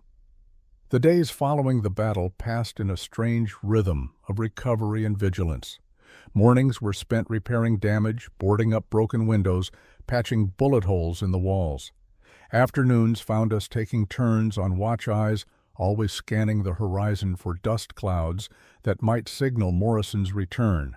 Nights we gathered around the fire, too tired to do much more than exist in each other's presence, but finding comfort in the simple fact that we were alive. Na and T stayed, of course. There was never any discussion about them leaving. The back room became theirs, and slowly, carefully, they made it their own. T hung wild flowers she'd picked by the creek. Nay arranged her few possessions, including that beaded pouch T had been clutching when I found her on a shelf by the window. The house, which had felt so empty for 3 years, began to feel like a home again. Sheriff Bradley rode out on the third day after the battle. He dismounted slowly, moving like a man whose body reminded him of every one of his 50-plus years. Rosa brought him coffee, and he sat on the porch with me, both of us looking out at the desert. "Got news from the Territorial Marshal's office," he said, after a long silence. "They're sending men to hunt Morrison down. Figure with what he did to that Apache village and the attack here, they can't ignore him anymore. How many men? 10, maybe 12. Should be here within the week." "That's something," I said, though we both knew it wasn't much. Morrison knew this territory like the back of his hand. He could disappear into the Badlands for months if he wanted to. Bradley took a sip of his coffee. "There's something else. The territorial governor is offering a reward for Morrison's capture, $500 dead or alive. Blood money. Maybe. But it'll bring bounty hunters, and enough bounty hunters might do what lawmen can't." We sat in silence for a while longer. Then Bradley said, "How's the woman doing, the Apache woman? Her name is Na, and she's doing as well as can be expected. Still jumps at sudden noises, still checks on her daughter every few minutes, but she's strong, stronger than most people I've known. You sweet on her, Carson." The question caught me off guard. I hadn't really thought about it in those terms. I admired Na, respected her, felt protective of her and T. But was I sweet on her? Did I feel something beyond duty and compassion? "I don't know," I said honestly. "Maybe. It's complicated. It always is." Bradley set down his empty cup and stood. Just be careful. Townfolk are already talking.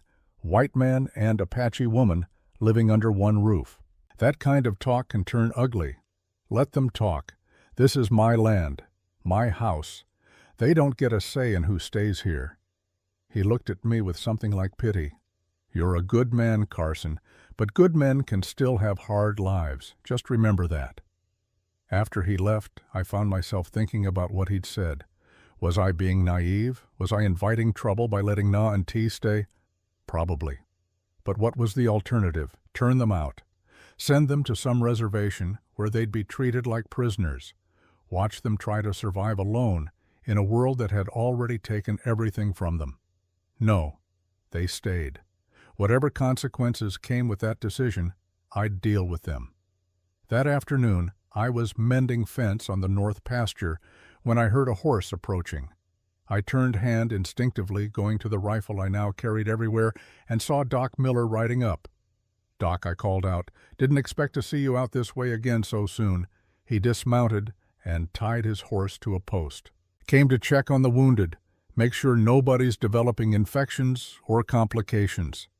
We walked back to the ranch together. Doc had a kit with him, and he went through each person who'd taken injury during the battle, cleaning wounds, changing bandages, dispensing advice about rest and proper care. When he got to Jake Thompson's shoulder graze, Jake winced, but stayed still. "You're lucky," Doc said. "Another inch to the left, and you'd have lost the use of that arm." "Don't feel particularly lucky," Jake muttered. "You're alive. That's luck enough." When Doc had finished his rounds, he found me in the barn where I was checking on Dancer. The mare had come through the battle without injury, but I'd been keeping a close eye on her anyway. "Everyone's healing well," Doc said. "You did good work with the initial treatment. That was mostly Rosa and Na. They seemed to know what they were doing." Doc nodded. "That Apache woman. Na. She's got real medical knowledge, traditional healing methods. I talked with her some while I was working. She knows things about herbs and poultices that I never learned in any medical school. She mentioned her father was a healer in her village. Well, she learned well." Doc hesitated, then said, "Carson, can I speak frankly always? That woman and her daughter. They can't stay here indefinitely. It's not safe for them, and it's not fair to you. Morrison's still out there, and as long as they're under your roof, you're a target. So what are you suggesting?"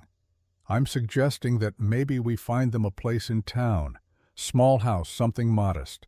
The community could help support them until they can get on their feet."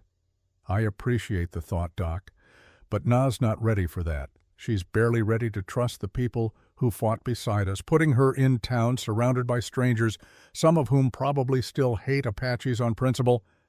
That's not a solution." "Then what is, I wish I knew."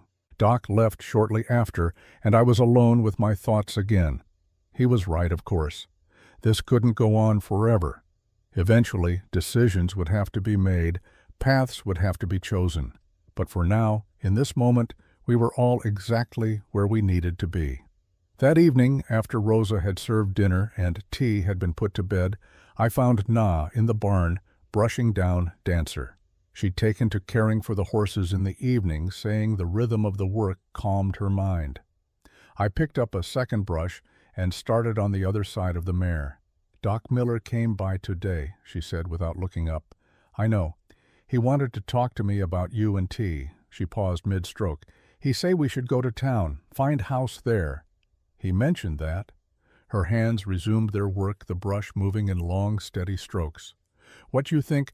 I think you're not ready for that. And I think this ranch is big enough for all of us." She stopped again this time, looking at me over Dancer's back. In the dim lantern light of the barn, her eyes were unreadable. "He mentioned that to me, too. What you think, I think you're not ready for that. And I think this ranch is big enough for all of us." She was quiet for a long moment. "In my village," she said finally, "when someone saved your life, you owe them life debt. You protect them as they protect you. You become family. I don't need you to feel indebted to me, Na. Is not about debt. Is about—" She searched for the word belonging. "You give us place to belong when we have nowhere. That is gift that cannot be repaid. You don't need to repay it. Just being here, helping Rosa, teaching T, that's enough. She turned to look at me, and in the dim light from the house I could see her eyes were bright with tears. No one ever just give me things before. Always there is price. Always there is what is word expectation. There's no expectation here. You and T can stay as long as you want. If you decide to leave tomorrow, I'll help you go. If you decide to stay for years, there's room. Your choice. She reached out and took my hand, her fingers small and rough from work. Thank you, Luke Dawson, for everything. We sat like that for a while, hands joined, looking at the stars. And somewhere in that silence, something shifted between us. It wasn't love, not yet, but it was the seed of something that could grow into love given time and care. The marshal's men arrived 6 days after the battle. There were 12 of them, hard-looking men, led by a marshal named Jacob Stone. He was maybe 40, with cold gray eyes, and a reputation for always getting his man. They made camp near the ranch and spent 2 days interviewing everyone who'd been present during the attack, taking statements, gathering information. When Stone interviewed me, he was all business. Morrison's got maybe 8 men left, he said, consulting his notes. The rest either died in the fight or scattered. He's wounded probably in the arm or shoulder based on blood we found at his last camp. And he's desperate. Desperate men are dangerous men. Exactly. Which is why I need you to understand something, Carson. He looked me straight in the eye. Morrison's going to come for that Apache woman. Not because of any gold anymore. That's secondary now. He's coming because his pride's been wounded. Because she made him look weak. Men like Morrison, pride is everything. So what do you want me to do? I want you to let us use her as bait. The suggestion hit me like a physical blow. Absolutely not. Hear me out. We set up a trap. Make it look like she's vulnerable, maybe traveling to town or working outside the ranch. Morrison can't resist that. He'll come for her. And when he does, we'll be waiting. And if something goes wrong, if he gets to her before you can stop him, we'll have men everywhere. She won't be in real danger. I stood up, ending the interview. The answer is no, Marshal. Find another way. Stone's expression hardened. You're letting personal feelings interfere with Justice Carson. Maybe I am. But that woman and her daughter have been through enough. I'm not using them as bait for anything.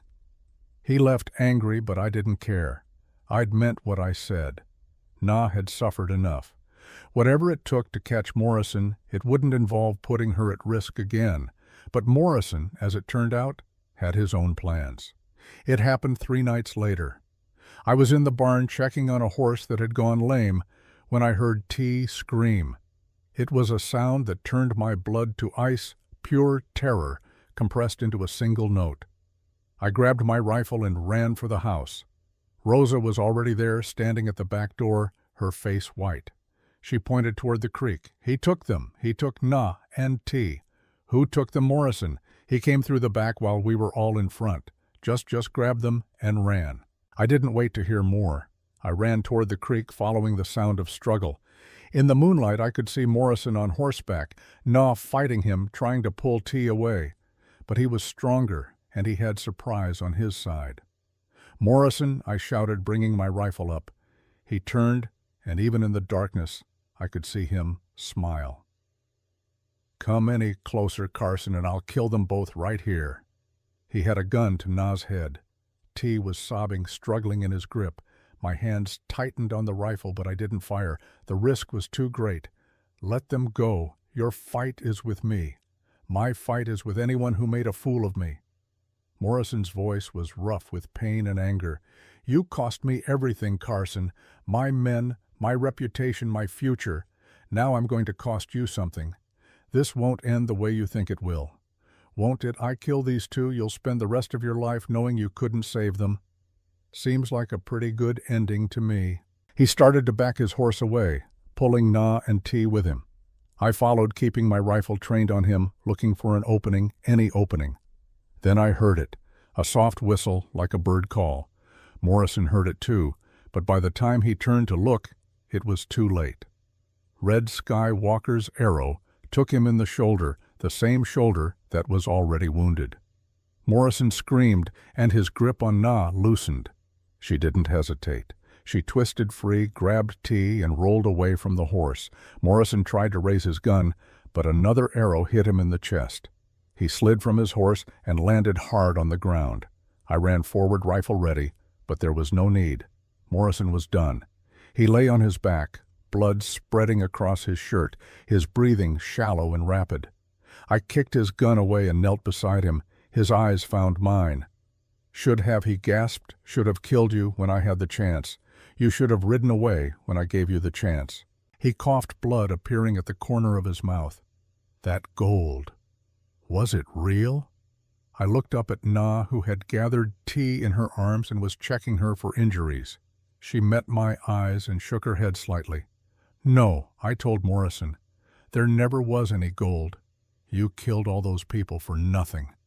Something that might have been regret passed across his face. Then his eyes went glassy, and he stopped breathing. Marshal Stone and his men came running, drawn by the commotion. They surrounded Morrison's body, checking for signs of life, finding none. Red Skywalker emerged from the shadows, bow still in hand. He looked at Morrison's body without expression, then at Na and T. "It is finished," he said simply. Stone knelt beside Morrison, confirming what we already knew. "He's dead." He looked up at Red Skywalker. "That was a hell of a shot, old-timer. 2 arrows in the dark, both hitting vital spots. I have been shooting arrows since before you were born, young Marshal. Darkness is no obstacle." Stone stood and extended his hand.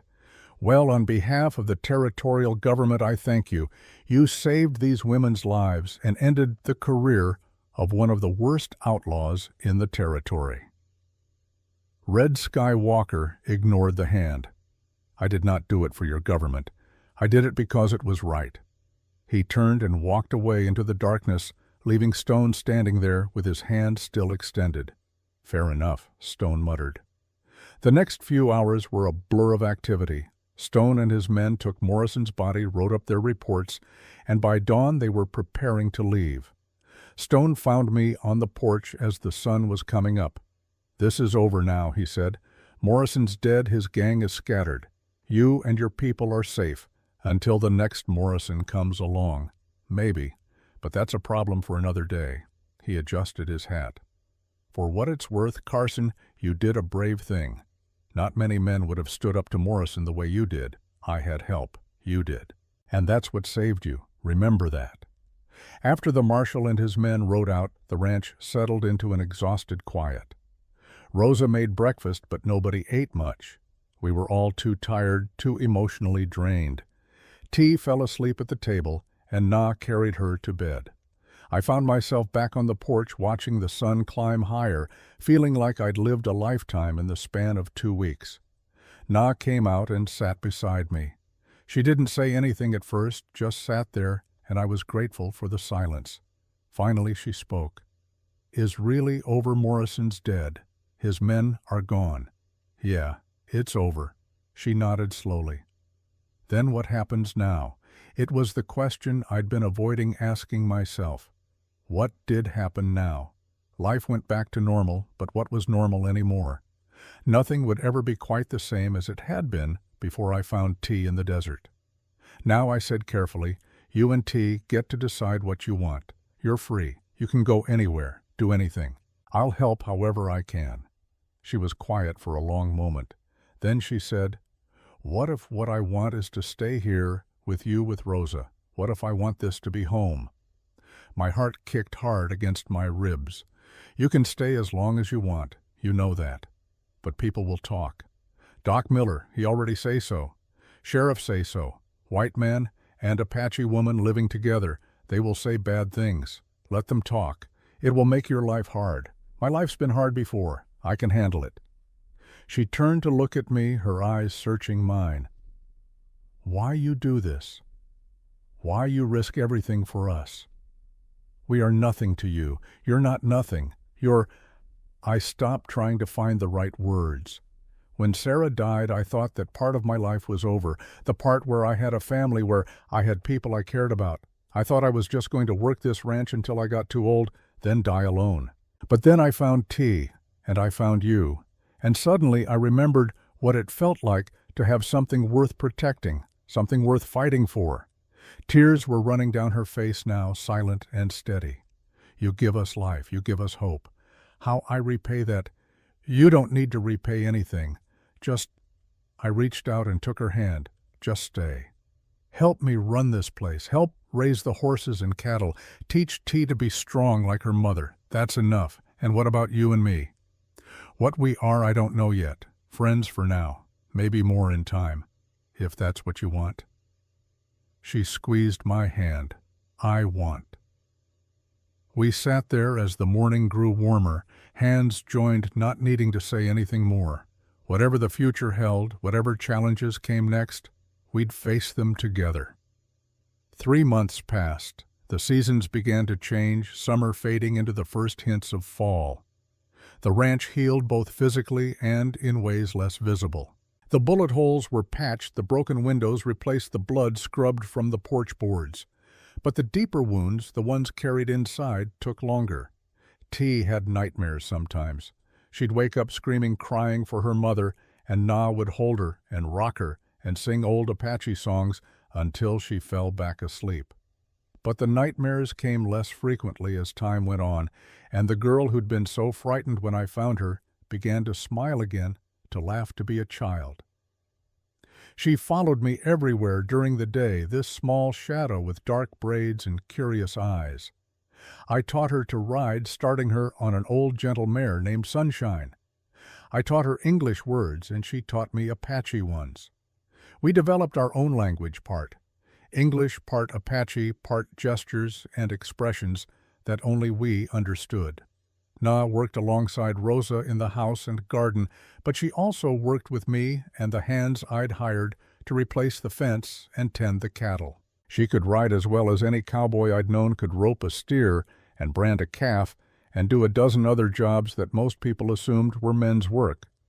The ranch hands, initially skeptical about taking orders from an Apache woman, quickly learned to respect her skill and determination. And slowly, carefully, Na and I drew closer together. It happened in small moments, her hand brushing mine as we worked side by side, the way she'd smile when I came in from a long day's work, the conversations that stretched long into the night when we'd sit on the porch and talk about everything and nothing. We were like two people learning a new dance, careful not to step on each other's toes, but finding a rhythm that worked. Reverend Webb visited regularly, always with some excuse about checking on the community or bringing news from town. But I knew what he was really doing. He was watching over us, making sure we were all right, offering his quiet support in a world that wasn't always kind to people who didn't fit neatly into expected categories.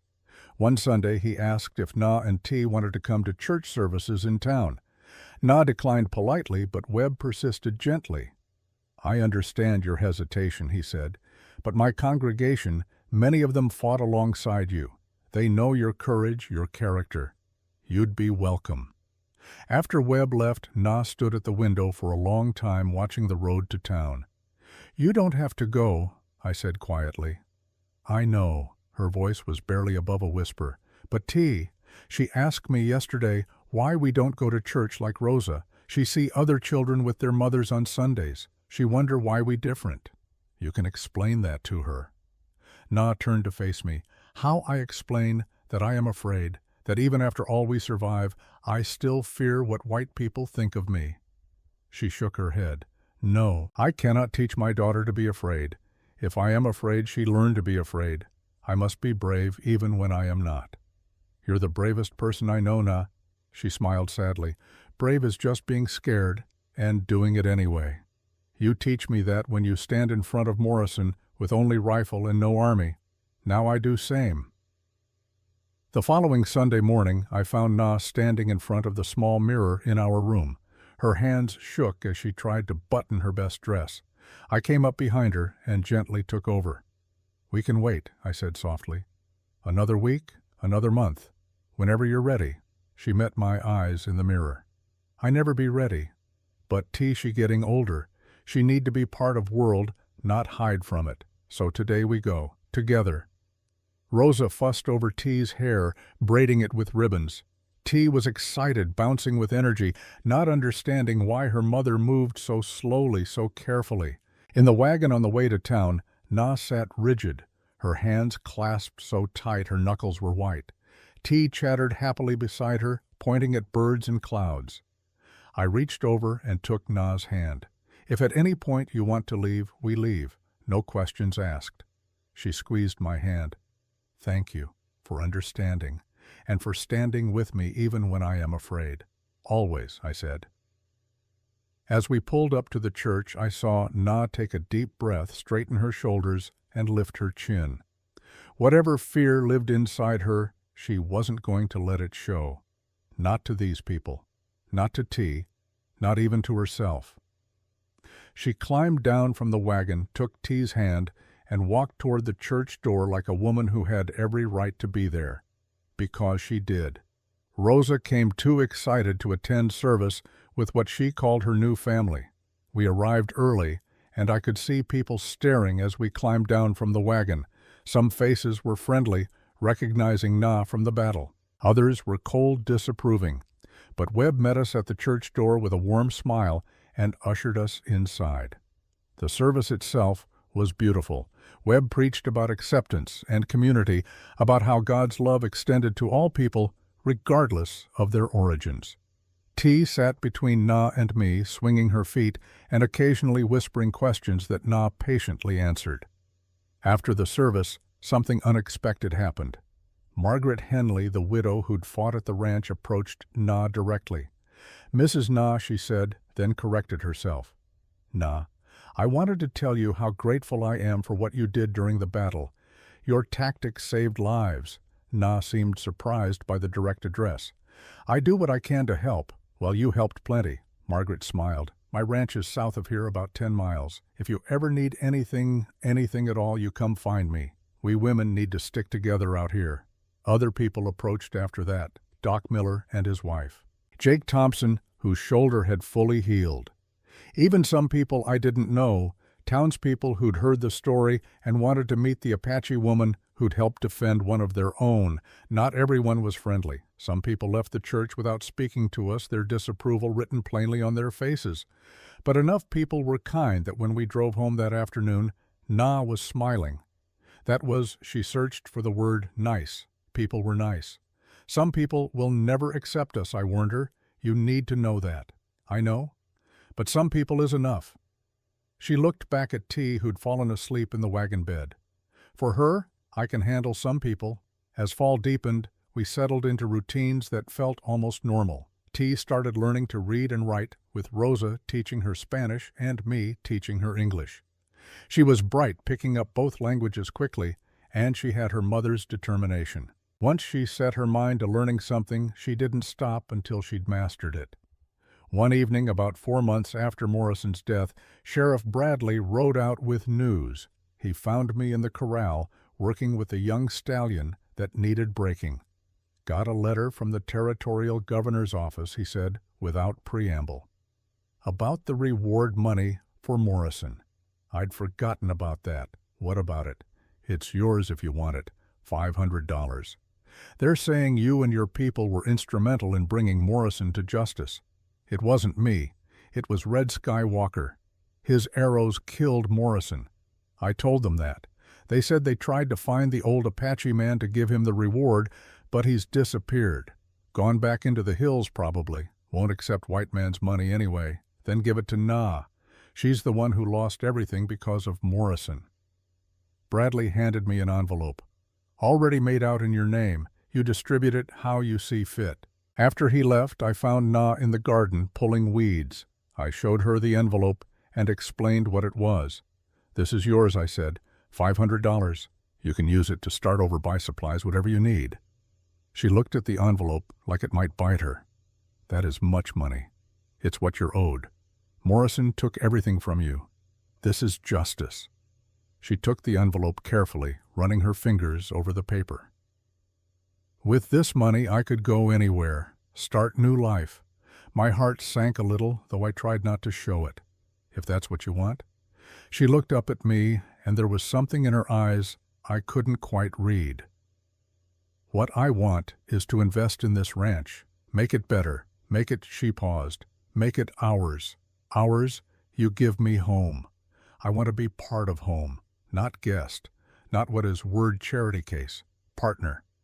I felt something warm spread through my chest. Partners. I can work with that. She smiled that rare, full smile that transformed her whole face. "Good. Now I have a question for you. Ask anything." In my culture, when man and woman live together, work together, raise child together, they are family. But I do not know white customs. What are we? It was the question I'd been avoiding asking myself, even though I thought about it constantly. What were we? We weren't married. We weren't formally courting, not in any way that society would recognize, but we were something deeper and more important than labels. "We're people who care about each other," I said finally. "People who are building a life together.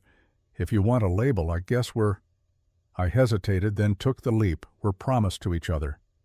Promised. It means we've made a commitment, not formal yet, but real. It means I'm not looking at any other woman, and you're not looking at any other man. It means when the time is right, we'll make it official." She nodded slowly. "Promised." "I like this word." She held out her hand. "Then I make promise to you, Luke Dawson. I promise to be true, to work hard, to help raise this ranch and this child. I promise to stand with you in good times and bad." I took her hand in both of mine. "And I promise to protect you and T, to respect your strength, to never take for granted what you've given me. I promise to build a future with you." We sealed the promise with a handshake which made us both laugh. It wasn't a kiss, wasn't anything dramatic, but it felt right. It felt like us. That night at dinner, with Rosa and T present, we announced our decision to become partners in the ranch. Rosa's eyes immediately filled with tears, but they were happy tears. "Aye, boss. Finally, I've been waiting for you to stop being stubborn and see what is right in front of you." T looked confused. "What does partners mean?" "It means," Na said carefully, "that Luke and I are going to run this ranch together, make decisions together, build our future together." "Does that mean we stay forever, if that's all right with you?" T's face broke into a huge smile. She jumped up from her chair and hugged first her mother, then me. "I love it here. I don't want to ever leave." "Then you won't have to," I promised. The next several weeks were busy ones.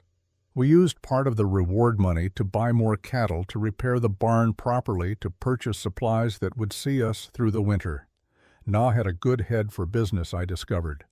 She could look at a cow and tell you if it was worth buying, could negotiate prices with traders and suppliers without being taken advantage of. Together, we made a good team. I handled the heavy physical work and the dealings with other ranchers. Na managed the household budget and the day-to-day operations. Rosa cooked and kept house and doted on T like the grandmother she'd never had. And T herself, growing taller and more confident every day, was the heart that kept us all together. But not everyone in the territory was happy with our arrangement. It started with small things, supplies that took longer to arrive than they should have. Neighbors who used to stop by for coffee suddenly finding reasons to stay away. Whispers in town that I knew were happening, even though I never quite heard them directly. Then one day, Jake Thompson came out to the ranch. He looked uncomfortable, shifting his weight from foot to foot on the porch. "Carson, I need to talk to you about something. Come on in, have some coffee." He shook his head. "Better if I say this quick and leave. He paused. "There's been talk in town. About you and the Apache woman. Her name is Na, I know. I'm sorry." He genuinely looked pained. "Look, I owe you my life. You saved me during that battle. But some people, they're not happy about the situation out here. They think it's not proper. What they think is their problem. That's what I told them.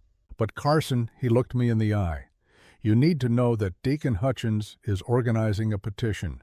He wants the territorial government to investigate, maybe force the woman and her daughter onto a reservation." Deacon Hutchins was a wealthy rancher who'd moved to the territory a few years back. He'd made his money back east and had very definite ideas about how things should be run. We'd butted heads before over water rights and grazing land. Let him petition all he wants, I said. Na's a free woman. This is my land.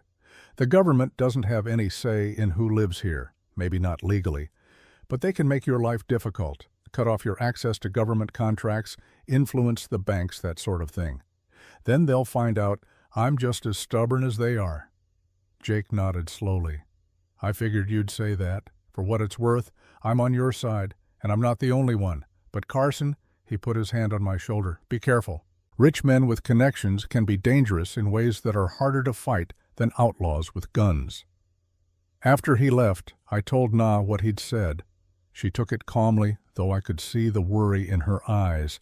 Maybe I should go, she said quietly. Take tea. Find somewhere else. I do not want to cause you trouble. You're not going anywhere. This is your home now. But if they make problems for you for the ranch, then we'll deal with those problems. Together. That's what partners do. She was quiet for a moment. Then she said, You are strange white man Luke Dawson. Most men, they would choose easy path. Easy paths don't lead anywhere worth going. 2 weeks later, Deacon Hutchins himself rode out to the ranch with 2 of his men. He was a large man going soft in the middle with expensive clothes and the kind of arrogance that comes from never being told no. Carson, he called out from his horse, We need to talk. I walked out to meet him, rifle in hand, not because I expected violence, but because I wanted him to know I was ready for it if it came.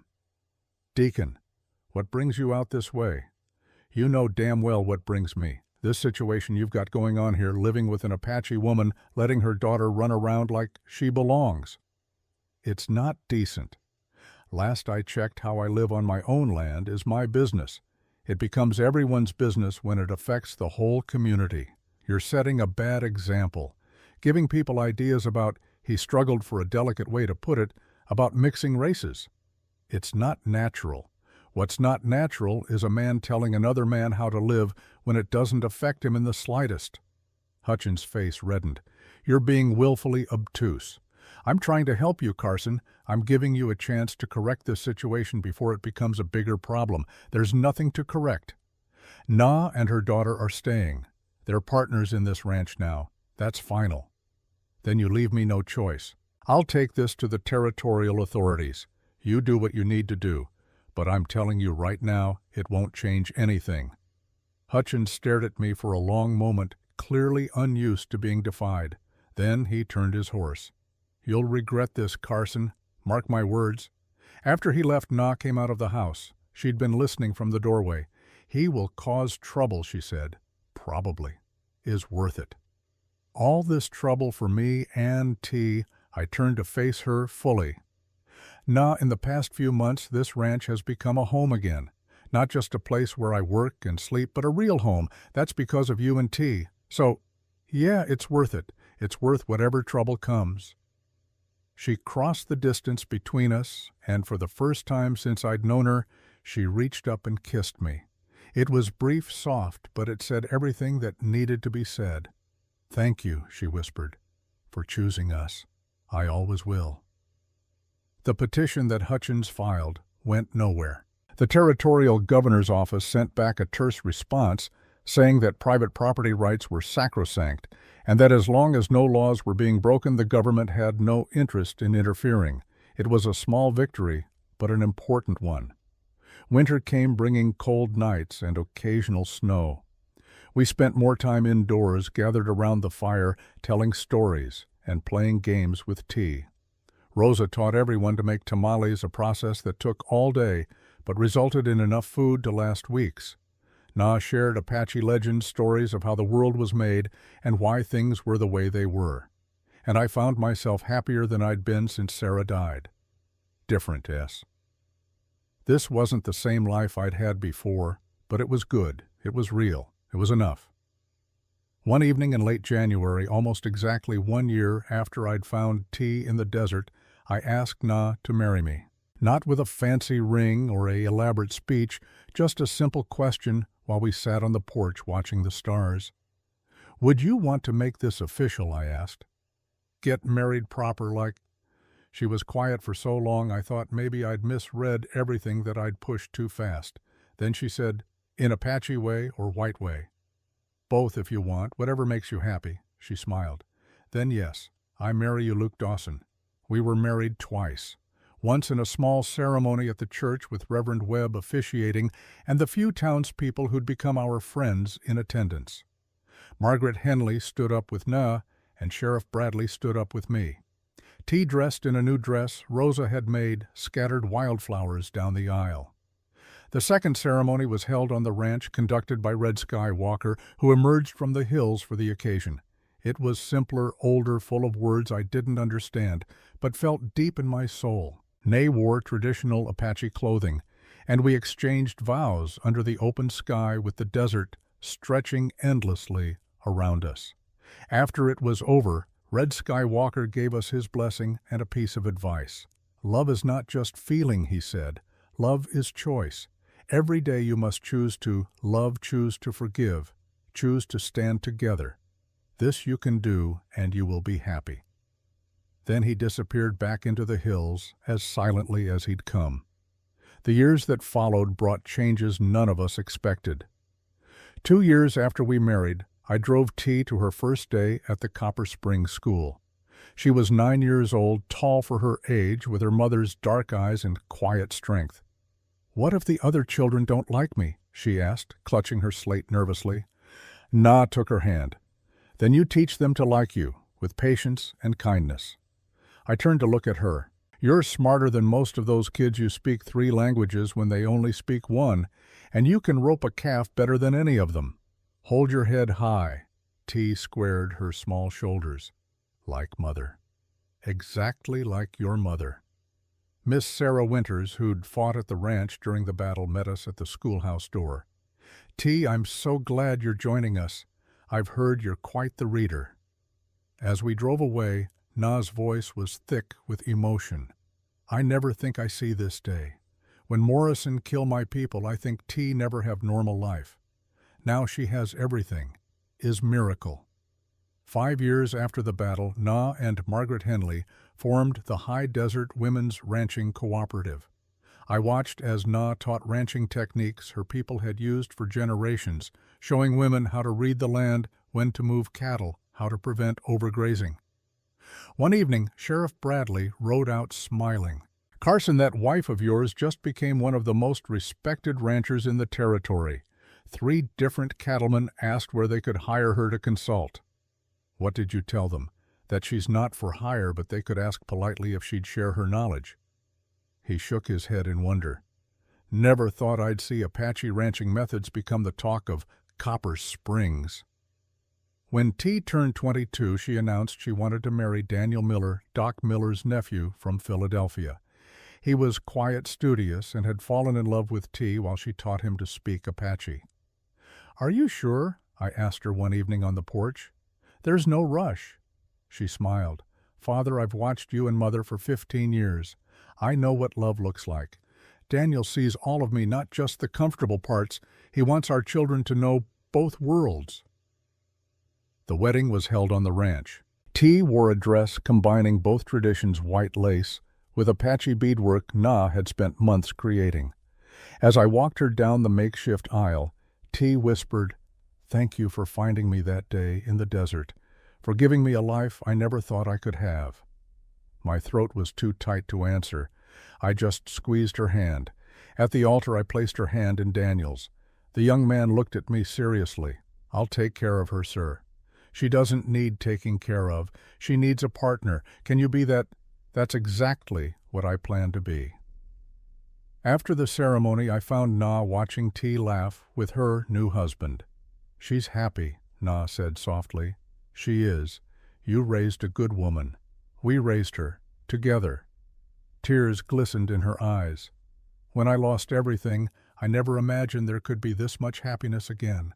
I pulled her close. "Neither did I. But here we are." "Here we are," she echoed. "With family, with home, with love."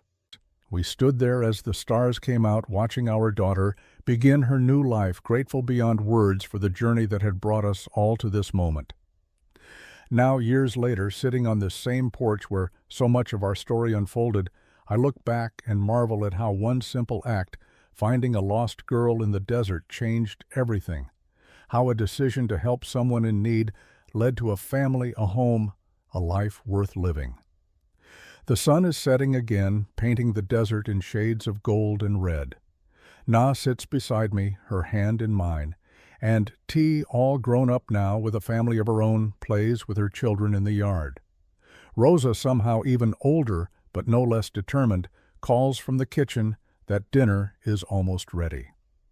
This is what love built, not the romantic, dramatic kind of love from stories, the everyday kind, the kind that shows up, does the work, makes the hard choices, and never gives up, the kind that saved us all. And as the first stars appear in the darkening sky, I send a silent thank you to Sarah, wherever she is. Thank you for teaching me what love means. Thank you for making me the kind of man who could find another lost soul and offer them home.